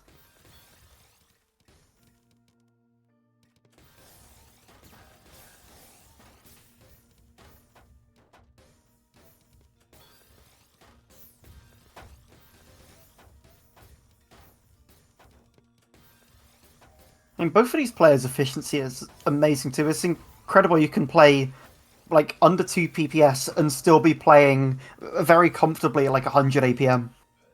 Yeah, it's definitely insane efficiency.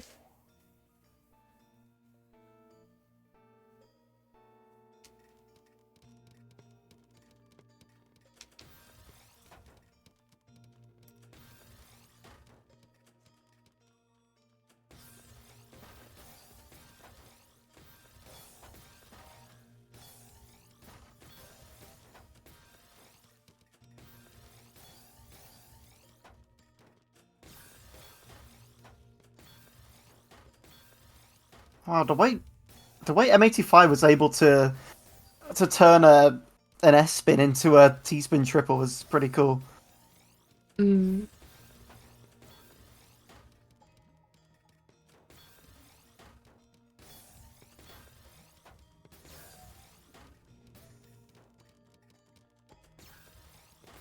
And the S spin triple from M85 was lovely. It's Corpi that's now under pressure with this surge spike, this imminent surge spike from M85. It's like they're trying to get one of their own too. M85 forced to send it, but it's not going to do anything. Corpi defends all of it. Sparks flying back and forth now. Now it's picked up the heat a little bit. Now that there's some garbage in play, it's all out warfare.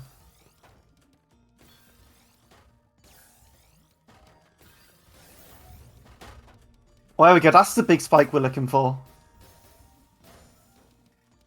Corpi just about has a way out of it. M85 doesn't have anything to follow up.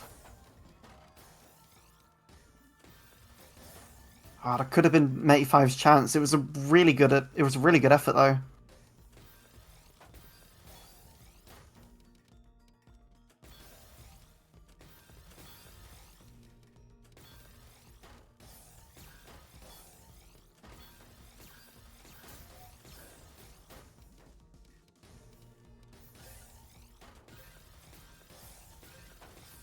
There we go. Corpi building up the back-to-back again.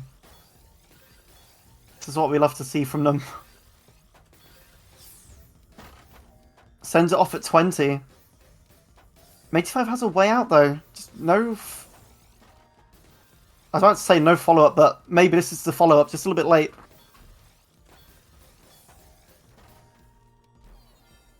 Yeah, M85 was under some serious pressure there. That was really nice from Corpi. Just able to keep up the APM.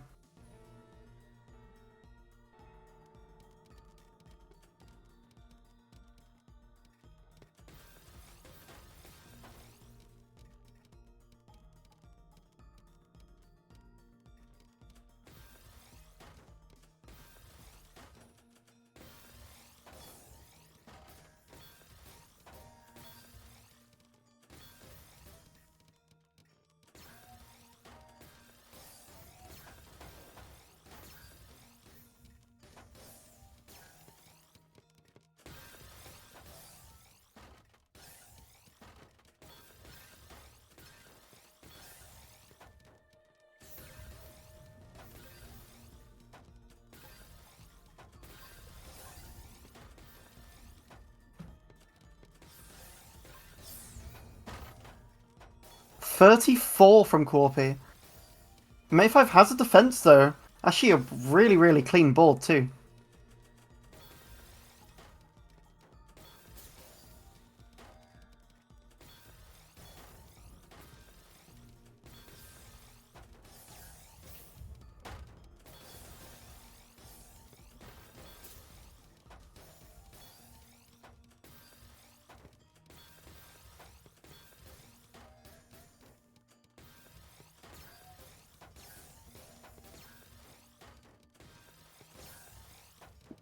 M85 back with a surge. Just building up, playing nice and clean in the center. Gets the SCSD for it as well for a few extra links. Sends it off for a 33 spike. See if Corby can find a way out of this. That's a lot of damage to take, and it's way too much. Very, very well played from M85. Takes a point against Corby. Only a 3-point lead now. Anything can happen. Oh. It's an intense matchup.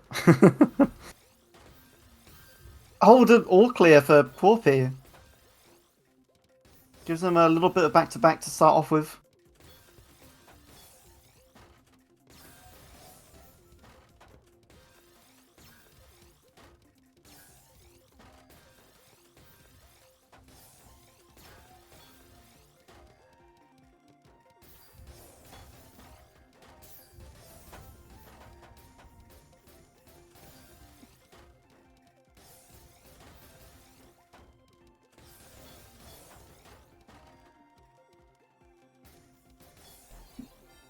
Oh, there might have been a way out there for M85. Unfortunately, wasn't really able to find it. And manages to take a point back.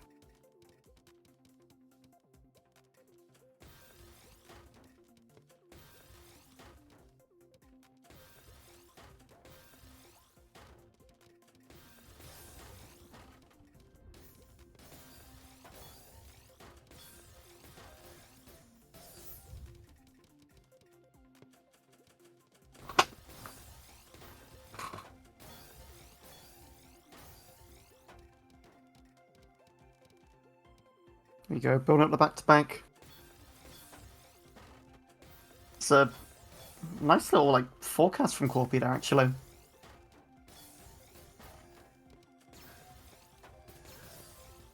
Just see Espen into the T-spin.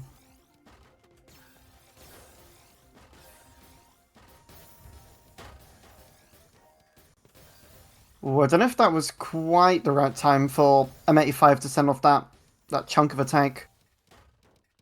Corby had a really nice way out there. Just had a really clean stack to down stack through.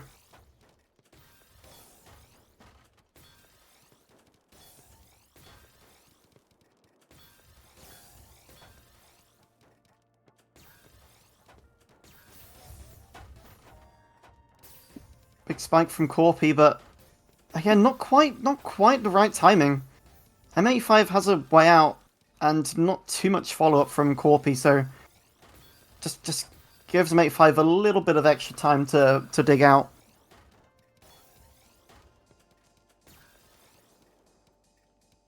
Both players currently making a surge. Corby having to send theirs, but M85s are still going. Let's see how far M85 can take this.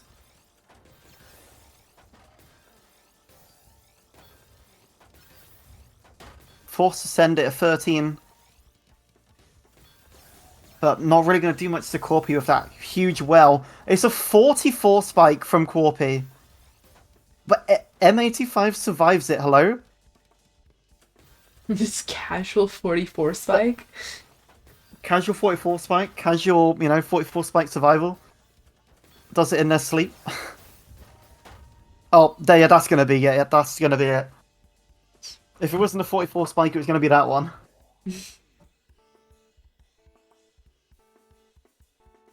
Crazy sequences from Corby.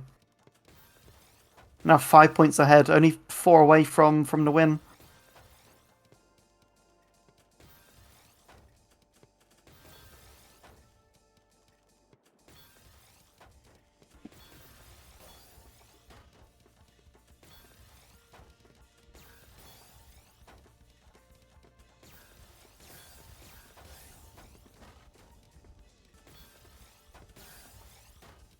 Oh, Corby just about having enough space to downstack, but gonna be under a lot of pressure from this upcoming spike from M85, up to a back-to-back 20, and there is not much room for Corby. They just don't have the pieces for it. Needed that eyepiece way sooner, and few misshots didn't really help their case. Maybe it'll start the comeback arc for M85.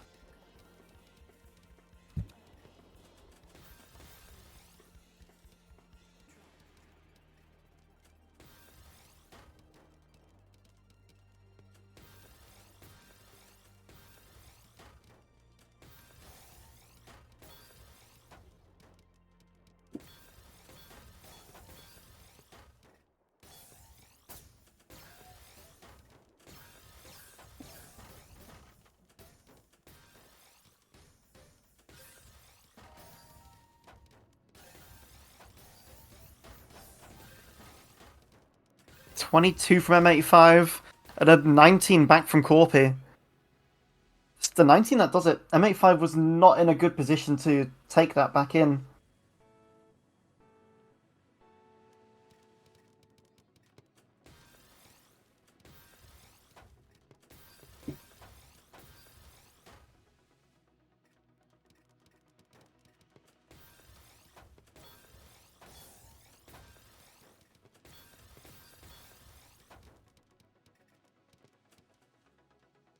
Oh, M85 just about able to find the Z spin, able to keep their back to back going.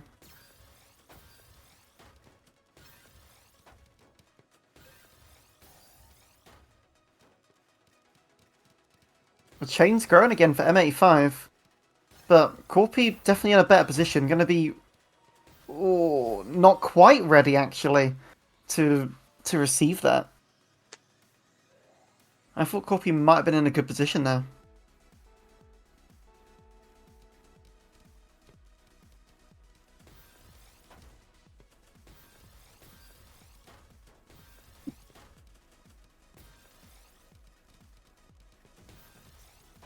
Building up a fractal for Corpy. Sends both in quick succession with an L-spin.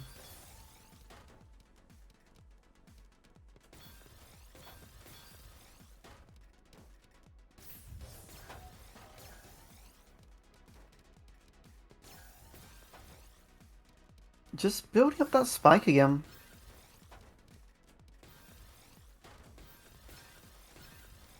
Although it's still quite a difficult position for M85 to be in at the moment. Never a good feeling to be under pressure from a big spike like this. Just about has enough to work out, but nah, not really. Just enough for the T-spin, but not too much further though.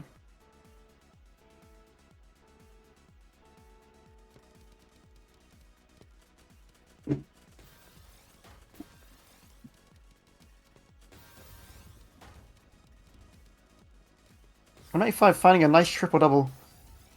Saying they've got to speed up. We'll see if it works.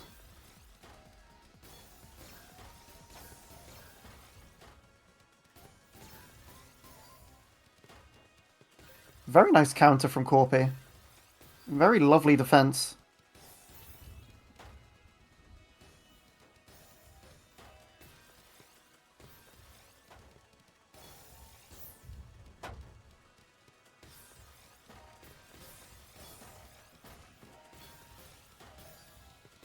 Corpy is getting really fortunate. Just kind of just has the out for most of these, apart from that one. I hate every time I go to talk about someone's survival, they always die immediately.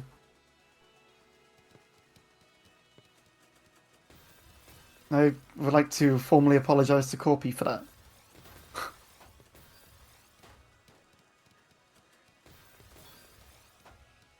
Maybe M85 should have tried to speed up sooner. It looks like it's working out for them.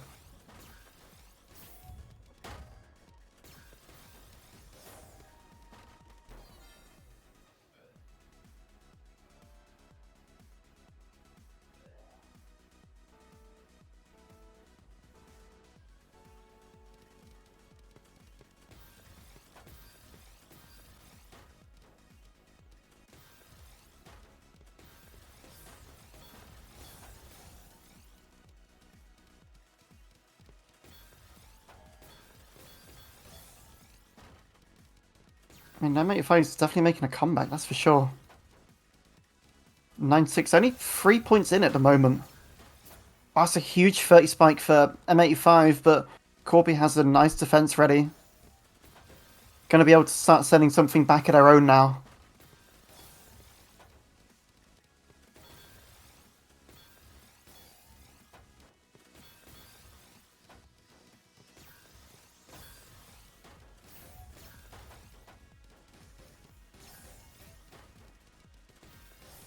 M85 kind of forced to break, and so is Corby.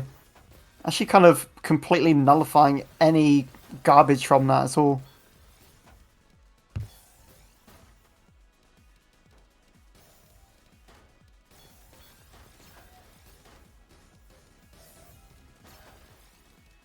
Amazing how Corby's is able to find any sort of way out of these. M85 just really needs to find that pressure, really needs to try and get the killing blow, but Corby has a lovely clean well coming up here. But saying that, M85's really keeping up with the pressure. Just trying to keep Corby on the back foot.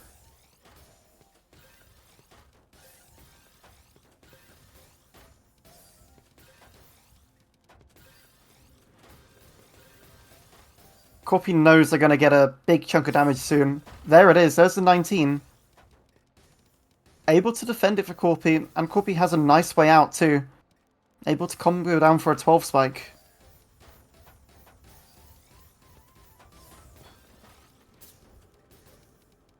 Nice quad 10 combo.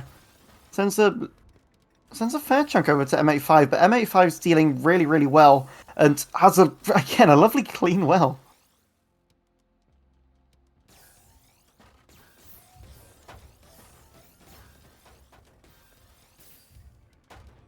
Garbage looking pretty clean for both players, actually. It's kind of strange seeing how clean the garbage is for everybody.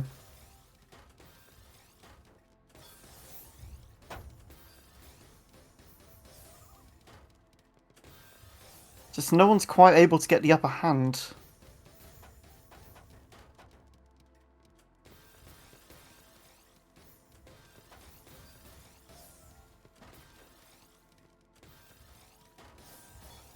A mid-game PC for Corby almost has another one, but M85 sends garbage just in time. So close.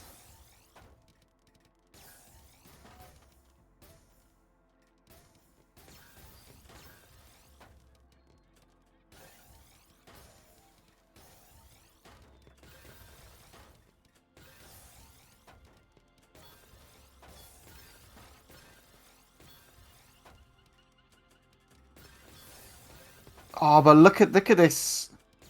Look at a show of all spin from Corby though. Into a 22 surge. Sending it off at 24. 36 spike just sends M85 to the moon. Is Corby now a match point?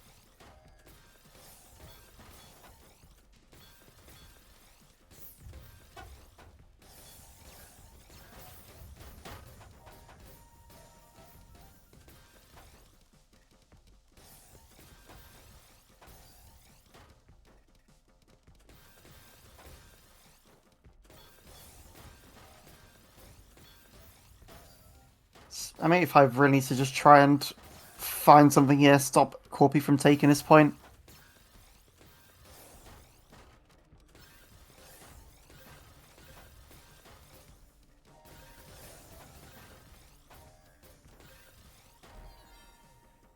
It's gonna be game for Corby. GG's. Almost looked like M8 if I was getting a comeback. Looks like going faster maybe did actually did help them quite a bit.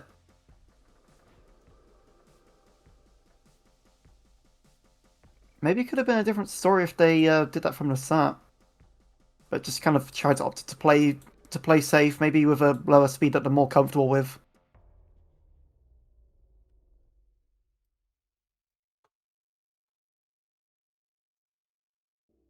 Yeah, now we're heading into losers semis. We will not have a losers finals because Ellie DQ'd out of the bracket entirely. It's just hard to like show that on the bracket right now, but Oh, so it's just technically the losers finals then, I'm guessing. yeah, basically losers finals. Ah, okay, cool. So it's is it Miku versus Corpi? Yep. And then the winner of that will be playing Summer.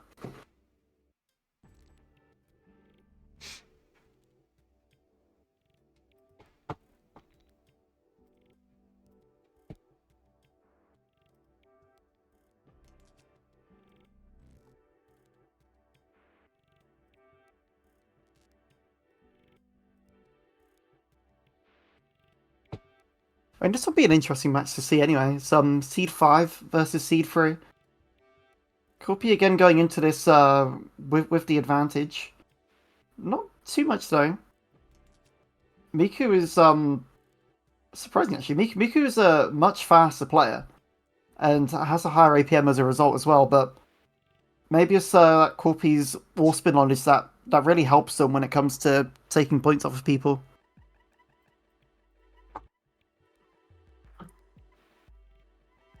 No warm up as well, just going straight into it.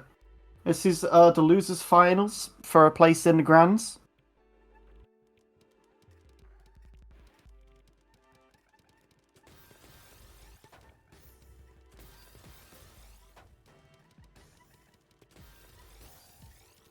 You can see just how fast Miku is right here. And you see Corpi opting to plonk a little bit, trying to time their attacks. Just wait for some garbage, try and send it back, and also build a bit of a build a surge off of that as well.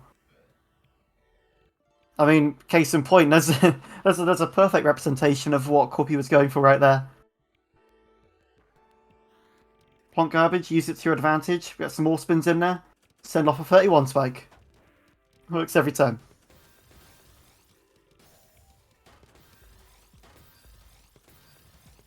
Miku is incredibly fast, so just trying to pump out APM, kind of just hoping that they might be able to just overpower Corpi and just raw speed. So it looks like maybe Miku doesn't have the same ore spin knowledge that Corpi does. It's like the tortoise and the hare, as they say.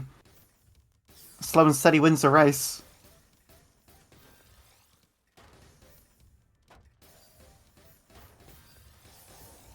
I mean, I think all it will take though is just Miku to get maybe one good sequence, maybe Corpi make a couple miss drops, and that's all they'd need really.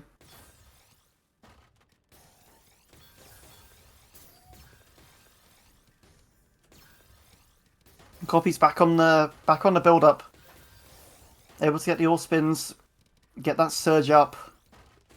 Miku not really in any immediate danger. See if there's a way out of this.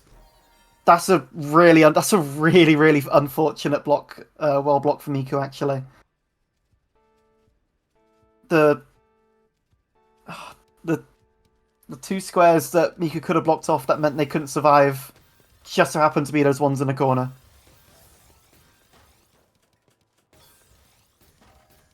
But it just goes to show how good Corpi is with this new rule set. Like they've adapted really well, even able to beat some of the incredibly fast players just with some smart play.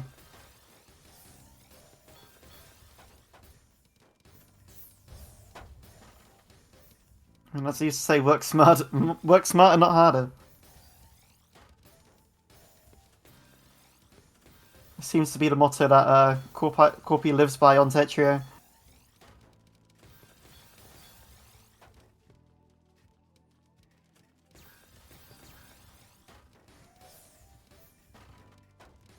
And it's Corpi now that's under pressure from a surge, but Miku might not be able to get too much out of this. Sending off a 25 spike, it looks, and a little bit more. Just no way out for Corpi at all. Very, very nice point for Miku.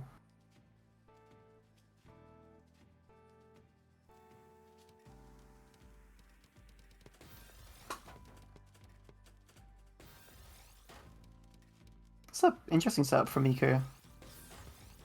Trying to figure out what to do with their current board state. And Corpi piling on some early APM. Miku able to get out of it. Definitely going to want to try and downstack some of this soon. Before Corpi has any chance to send an attack.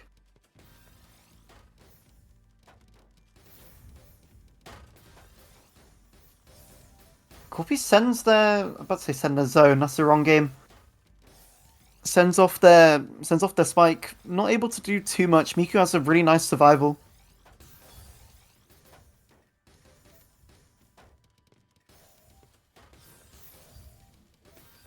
Maybe needs to try and get a surge of their own here.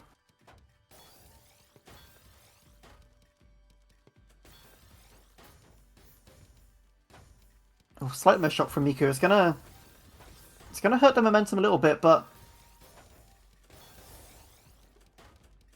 still doing well at the bottom of the board. Corpi under a little bit of pressure, but has a very nice sort of clean well to stack out of. And that was a really nice ice spin for Corpi to get that quad as well. Into a much better situation, and it looks like it's going to be Miku that's under pressure again now. I'm not quite able to find a T-split at the top there, but able to get down. Garbage pretty clean.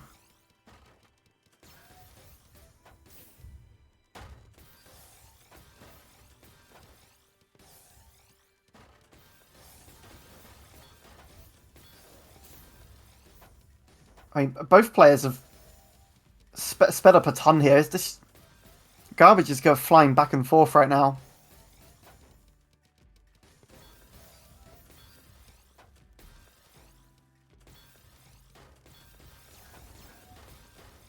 Nice S triple for Corpi. That was a really nice find on that T-spin into the quad too.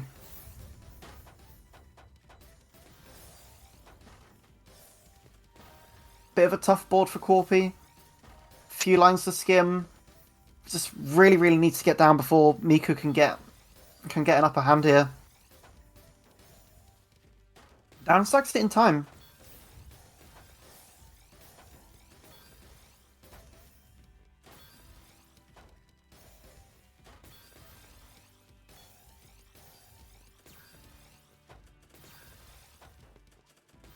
Now just looking very clean for both players.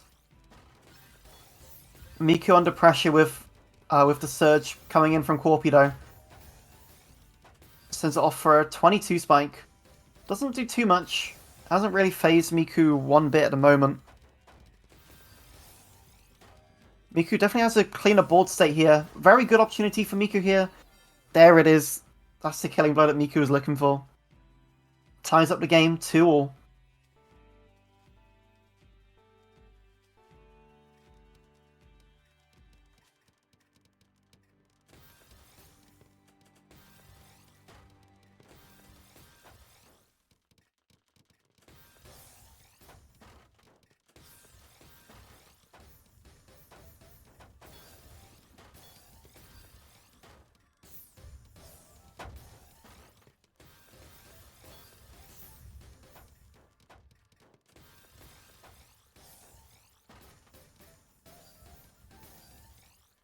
It's just interesting how Miku's able to play at such a high APM, but even with Corpi playing at a lower speed, they're still able to defend and also send a huge chunk of garbage back themselves. And Miku made a few mistakes trying to downstack, able to get back to a much cleaner position now. But Corpi's up and building that back-to-back surge again. Already up to a 10 chain. And looks like a very lovely time to send it for Corpi. Corpi saw that Miku was up high, didn't really have a way out, and just really took advantage of that opportunity.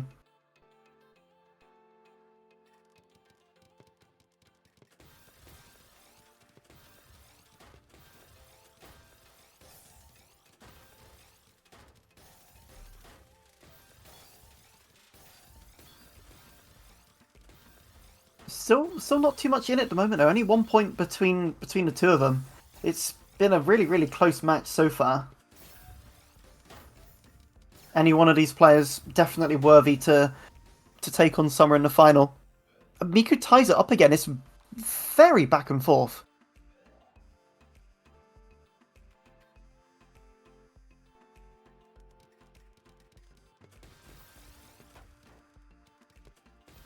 Match so far it's not going in any decisive way at all. Match is very much on the cards for both players.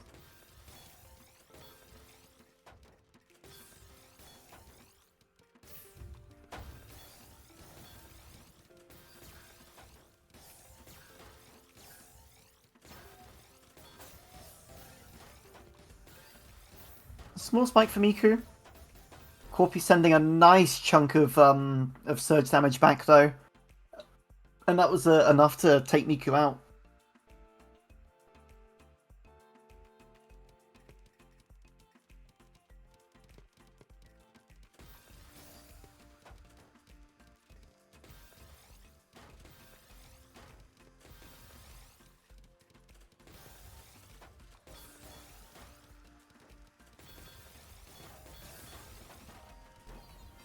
Oh wow, that was really nicely played from Miku.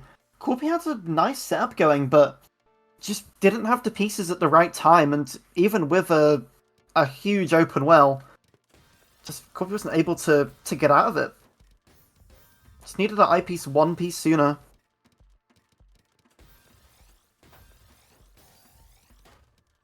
Again, the score just keeps going back and forth. It's 4-all now.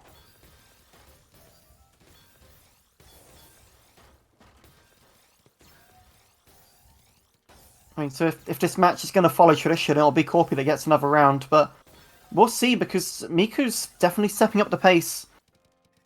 Got a 13 back-to-back and counting. Huge send for Corpi. Miku's going to be forced to send the one that they have to survive. Misshop on the T, going to give Corpi a little bit of an opportunity to attack. But that's a lovely damage tank from Miku. Puts them into a much better place, but maybe still not the best board state for them. Corpi looks like they have maybe a bit more material to work with here. Able to find those all spins to keep their back-to-back going.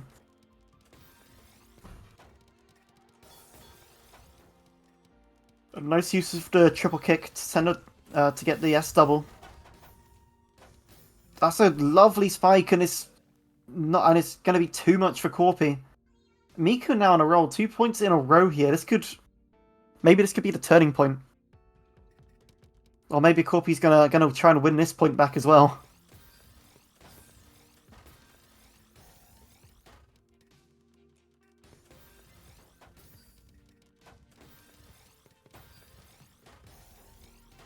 I think Corpi may have been hoping for a little bit of extra garbage there on the right side.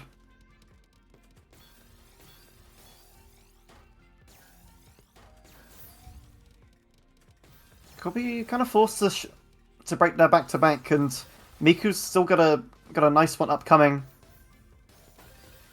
Very high up on the board for Corpi, but now into a better situation, able to get down the clean well. Miku sending off their charge, but it's not going to do too much. Corpi just had a really nice way out there. Better defense and also better APM. Takes out Miku again. Back to 5-all. It's a close race to the end here. And we're only just getting started.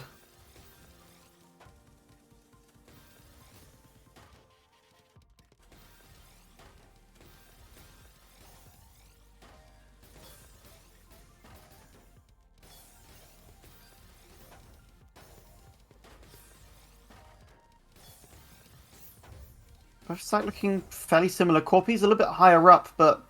Oh, never mind, actually. Takes a point back from Miku. 6-5. It really could be anyone's game. We haven't seen more than a 2-point lead. Well, we haven't seen more than a 1-point lead at the moment, so maybe maybe this would be Corpy's chance just to get a little bit of breathing room. But Miku's right on their tail.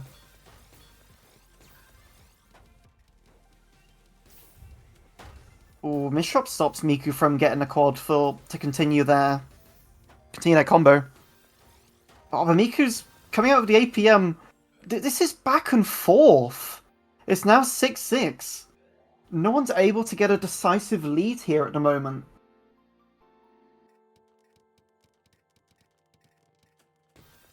No one's really been able to carry the momentum into the next point so far. And it's an all clear from Miku. It's a great start for their boards, but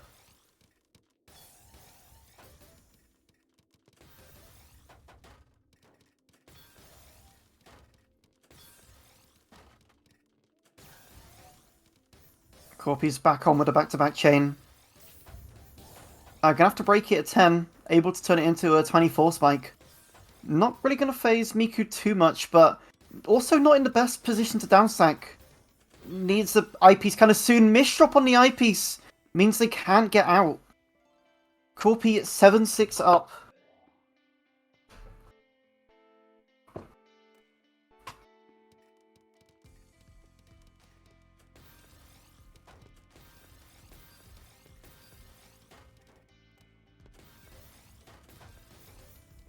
It's a nice Teasman setup from Corpy. Going well, thank you, Hunt.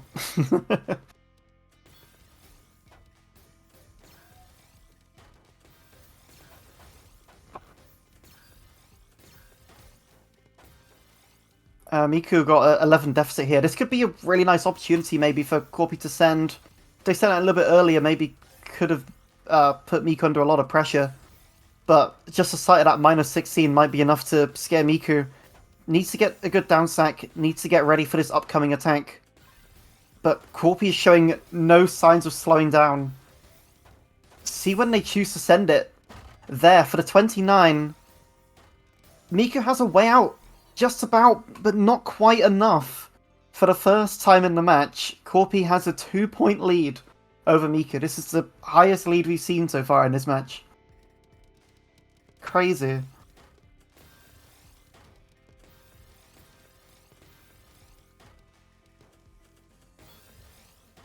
Really, really nicely played from Corpy. Miku almost having a survival, but just not able to get out of it. It's really unfortunate, but a really good attempt nonetheless.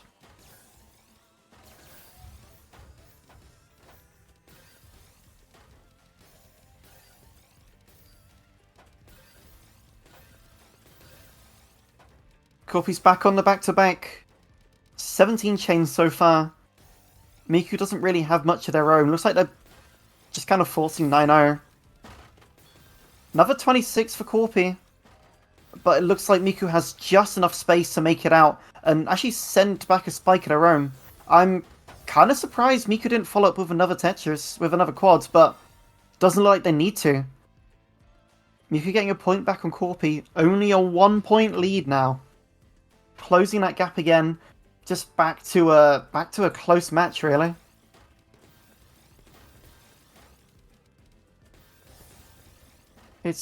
Wow, it's crazy how close this match has been, but I guess it was kind of to be expected from these two players.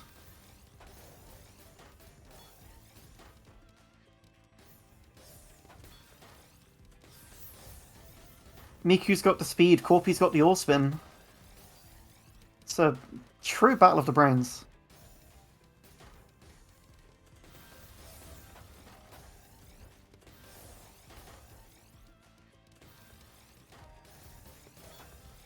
Miku is going full out Shroud right here. All playing 4 PPS. Just really trying to overwhelm Corpy with the raw speeds, but Corpy's keeping up really, really well.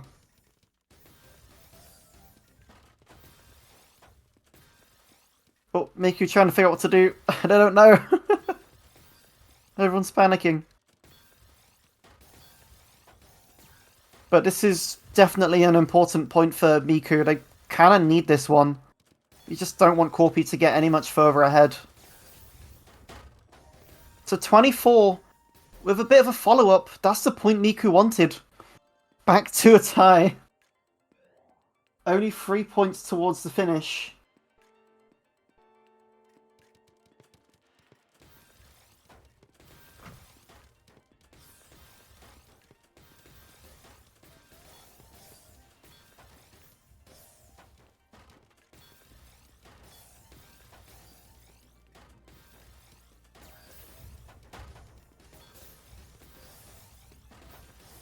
I mean, I think these two players have realised just how quickly they need to go. It's crazy seeing how much both of them just sped up all of a sudden. As soon as there's garbage on the board, both the players just kind of go ham.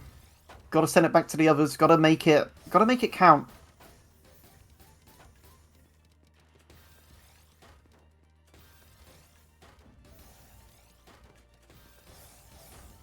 Really nice 20 spike from Corpi. Just had a really nice board state. Very, very clean. I mean, even Miku's got a lot of clean garbage. Both players got some really clean garbage to help out. We're not seeing any, like, ridiculously big chains at the moment, though. I guess Corpiav just hasn't really had the chance to be able to go for one. Just because Miku's been going raw speed.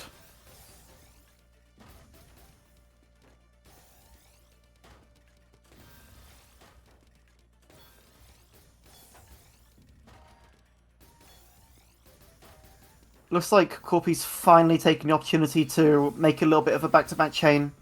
Even if it's not much, it still helps. Miku was under some serious pressure, but actually managed to get out, had a really nice down stack, and Miku's board state is looking better than ever.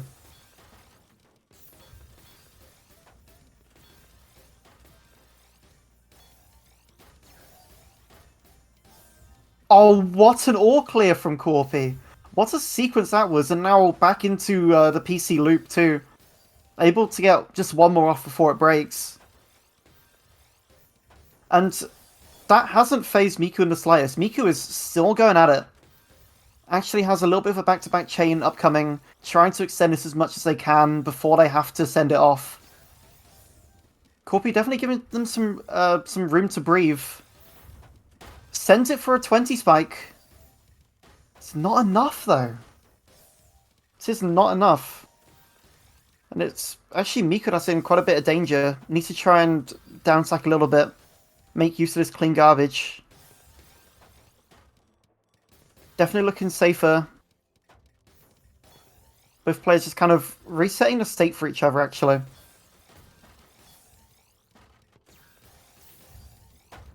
Gosh, it really is a match that will never end. Corpi trying the ice spin. There is one there. Gets it. That was a crucial ice spin for Corpi, really. Could have been a little bit dangerous if Corpi didn't get that. And it's Corpi that takes the point from Miku. 9-8, only 2 points. Only 2 points out now. It's getting close. I see what happened on Miku board. Miku had a misshot T, and that just really compromised her sack. And that looks like a nice little sequence for Miku. 17, both players keeping their back-to-backs up. She very close on back-to-back. Miku's the first to send it. Gonna put Corpi into some pressure. Corpi sending one back of their own and pretty much just neutralizes all the garbage.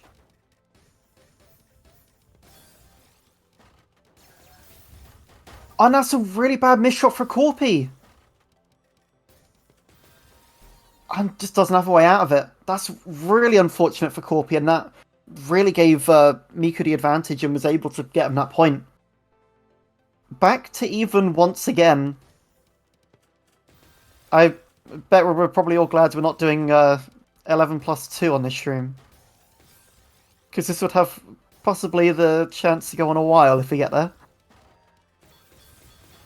But why is that fractal from Miku? That was free. A fractal and donation stacked on top of each other. It's actually not enough to take Corpi out, and it's actually Corpi is in a much better situation still. Miko doesn't have a way out of it. Corpi's on the match point. 10-9. Miko will need 2 points here in a row to take this back from Corpi. But regardless of the result, both of these players deserve this so much.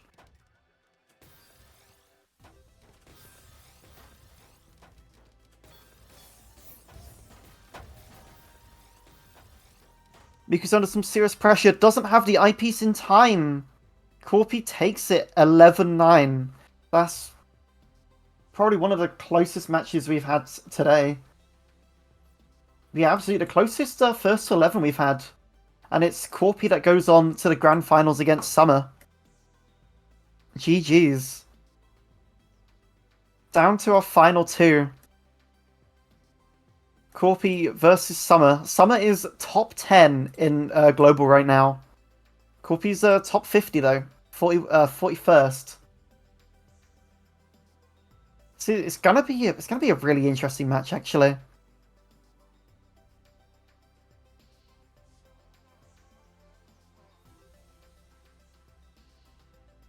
And I bet after this one, Summer's gonna have a Summer's gonna be glad to have a lie down after this. I think gonna be glad to have a bit of sleep. Poor Summer's been waiting a while.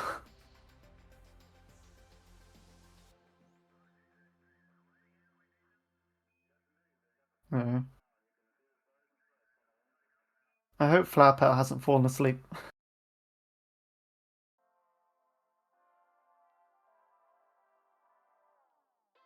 Hmm.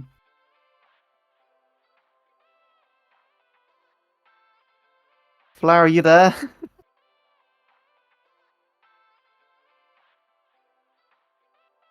Uh-oh. Chat, we may have an issue.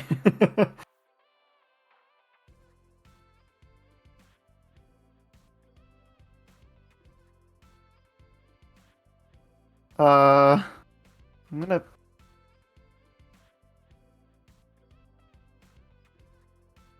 Don't tell me she fell asleep. I think she might have. If am I gonna have to scream into the microphone? Oh no. Uh, what would wake Flower up? If I start playing Christmas music early, would that do it? That seems to annoy everybody these days.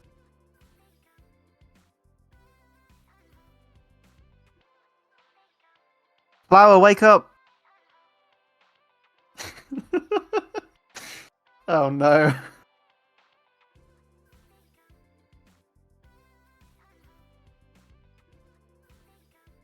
I... Unless we wake Flower up, this could possibly be maybe the longest Hummingbird Nest stream we've had so far.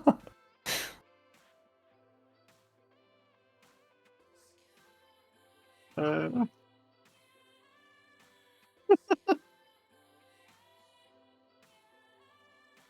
I can't start the room either. Everyone's just so EP today. And honestly, it's very valid. Alright, well while I wait, I'm gonna download Subway Surfers. Actually, I got Cookie Run Kingdom. Let's go play that. Maybe I'll play Project Sekai.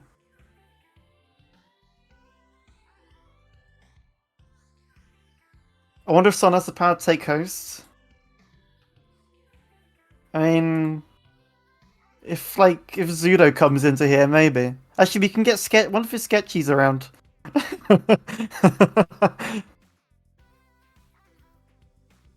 I'm pretty sure Flower would still need to press next on this screen though right now. I don't even know if Globals can take hosts. Where's Zudo? Where's Zudo when you need him? New room? But I mean, we're not going to be able to stream it, I don't think. Someone would have to restart the stream on their own computer, I think. It would probably just need to be if we did do a new room, it would most like I'm guessing it'd be off stream. That'd be funny if that's how we sort this out, just by pinging Zudo to change host of the room and start a lobby. Are finals different rules, by the way? I need to double check. Is it also first to 11, or is it more for finals?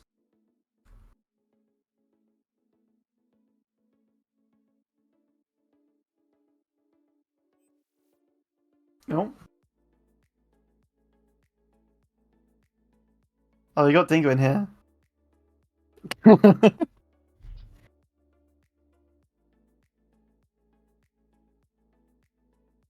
Has this happened on a Hummingbird Nest stream before?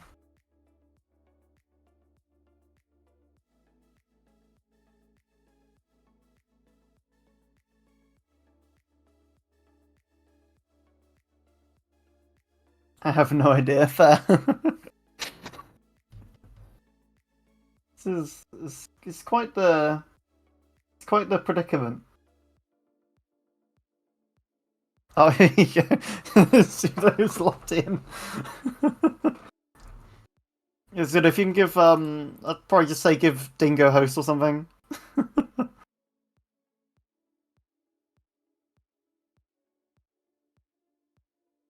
Oh, I'm host. Okay. Wait, I need to double check. Dingo, do you know what the rules are for grands? Oh no.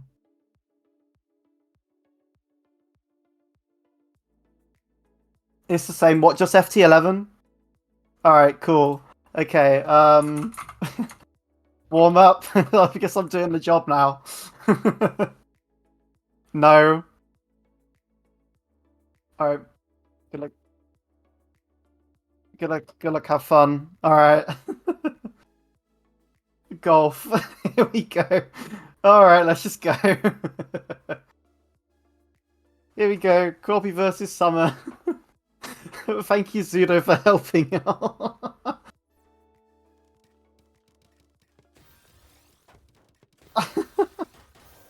Well, it's technically supposed to be me and Flower Petal, but Flower Petal's just gone to sleep, HX. But welcome to the Grands.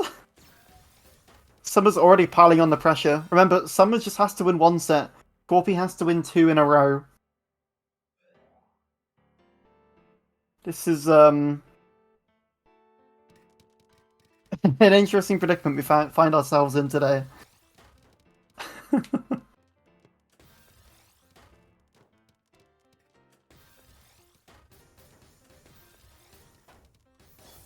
I mean, I already see Corpy's, oh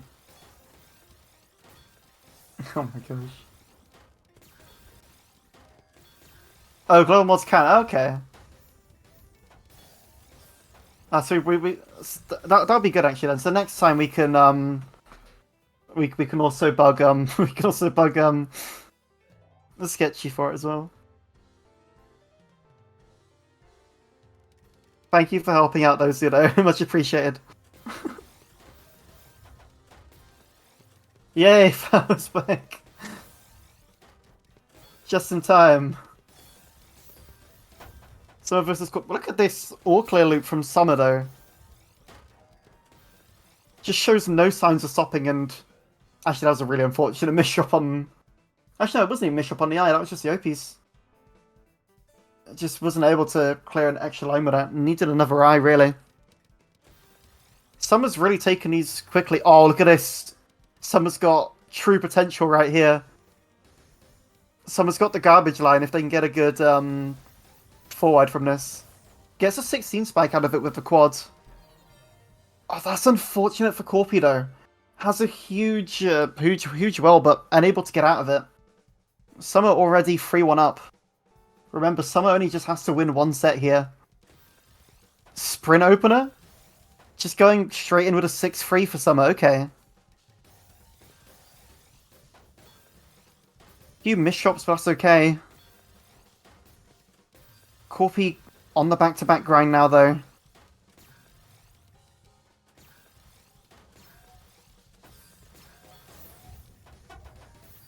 Huge 15 for Summer.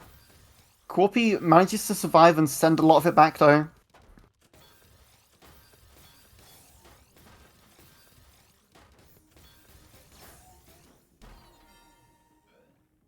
Another win for Summer.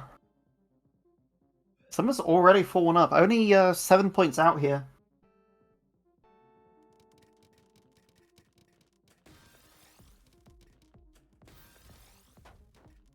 Forward again for Summer. Not the right garbage line, unfortunately, for them, but looks like they still might be trying to get some good attack. Oh, Summer did a Dark Shadow! Missed shot on the 4-wide, unfortunate.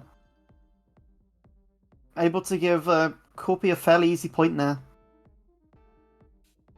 That's the only thing with 4-wide, even if you do get a good attack off, it can be quite risky, especially if you miss shot like that. And Summer's going straight for it again. Built up the right side, trying to funnel it. Not able to get the quad as part of the combo, but still able to find a decent spike out of it, and now Summer's just gone straight into attack mode.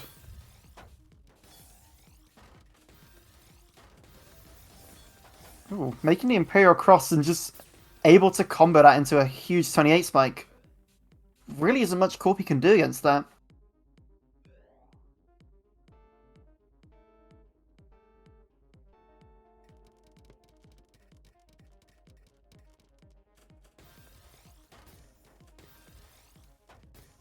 Summer missed shots a 4-wide, but able to turn it into a T-spin triple.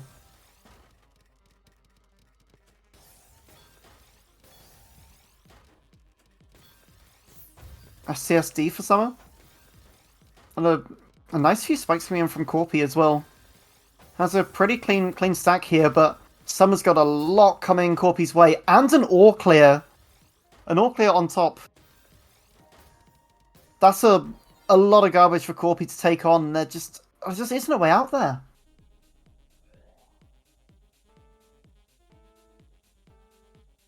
Summer is just playing incredibly well. And incredibly fast, too. Just really able to blitz out some of these setups. Not without the occasional miss shot, but even then, Summer's able to clear it up pretty nicely. And again, Corpy just kind of caught off guard. Doesn't really have a route to downstack at all, unfortunately. Don't worry, you're fine, Petal, don't worry. It's all good. I think a lot of people are very, very tired today. What a spike from Summer! 35 would have been extended even more of the T-spin triple too. Only 3 points off from being able to steal more money from Hummingbird Nest. Wow, that's a very convenient T-spin for Summer. Kind of breaks the 4-wide, but actually no, they still have the residual there. Able to downstack through it. Not really able to get the quad as part of it though, but still able to find one in the middle of their stack. Corpy's finally able to get a nice combo going here. Has a 15 back-to-back going on.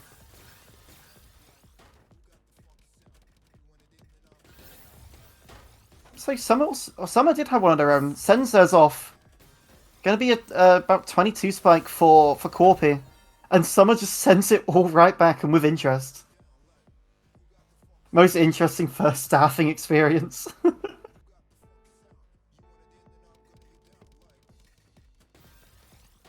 It's all good.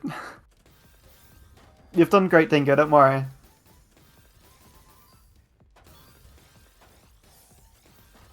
The 4-wide's really working out. It's working well for Summer, but not able to quite get the... Not quite able to get the quads at the end of the sequence there.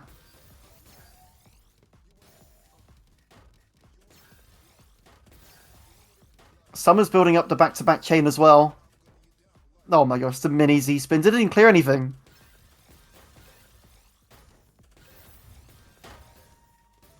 It's looking a bit tough for Summer, but I think Summer sent enough damage just to completely negate any of the issues they've had there. Corpy just wasn't really able to get any way out there. Oh, the prediction just went through. Ooh, some miss-shots on the 4-wide causes Summer to concede that round. I mean, Corpy's still doing incredibly well here. Just to get as many points as they have done against Summer. Oh, here comes Pain. It's a lot of cheese, but it hasn't phased Corpi too much. Actually, Corpi is in a good spot too. Mole down on the bottom of the board. Just trying to keep that pressure up on Summer, but as soon as you give Summer any sort of room to breathe, I'm not sure what Summer's trying to do there.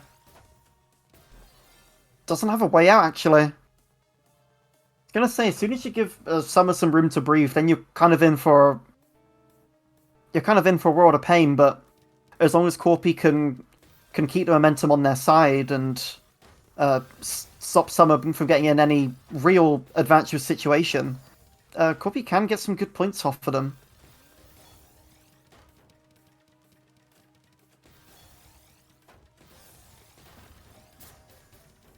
Here comes the APM from Summer.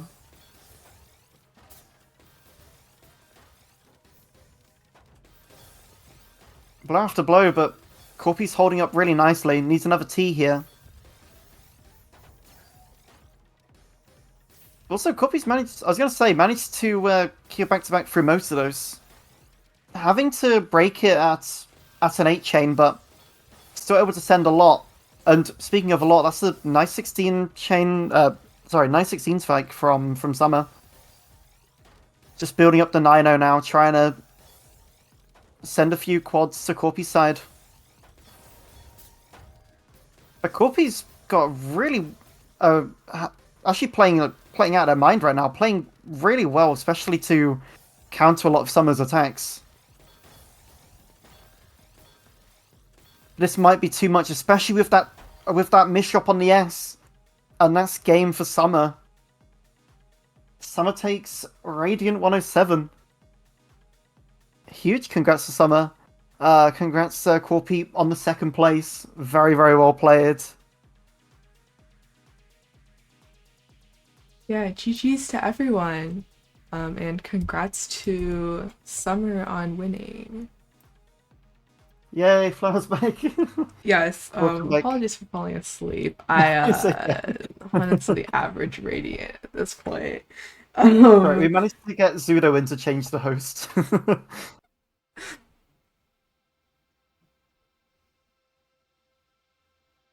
Yeah, thank you to everyone who played, watched, chatted. Wait, there you go. Join our Discord if you are not in it already. If you have some spare money, you can donate to us. All money donated to us goes towards just like various costs when it comes to running HN. So a lot of that's gonna be our like weekly prizes, but also like we use a little bit of this money for like production costs, like paying artists and whatnot. Yeah. Okay, let me check my list of live channels. Okay, I think we're gonna raid Komodo. Oh.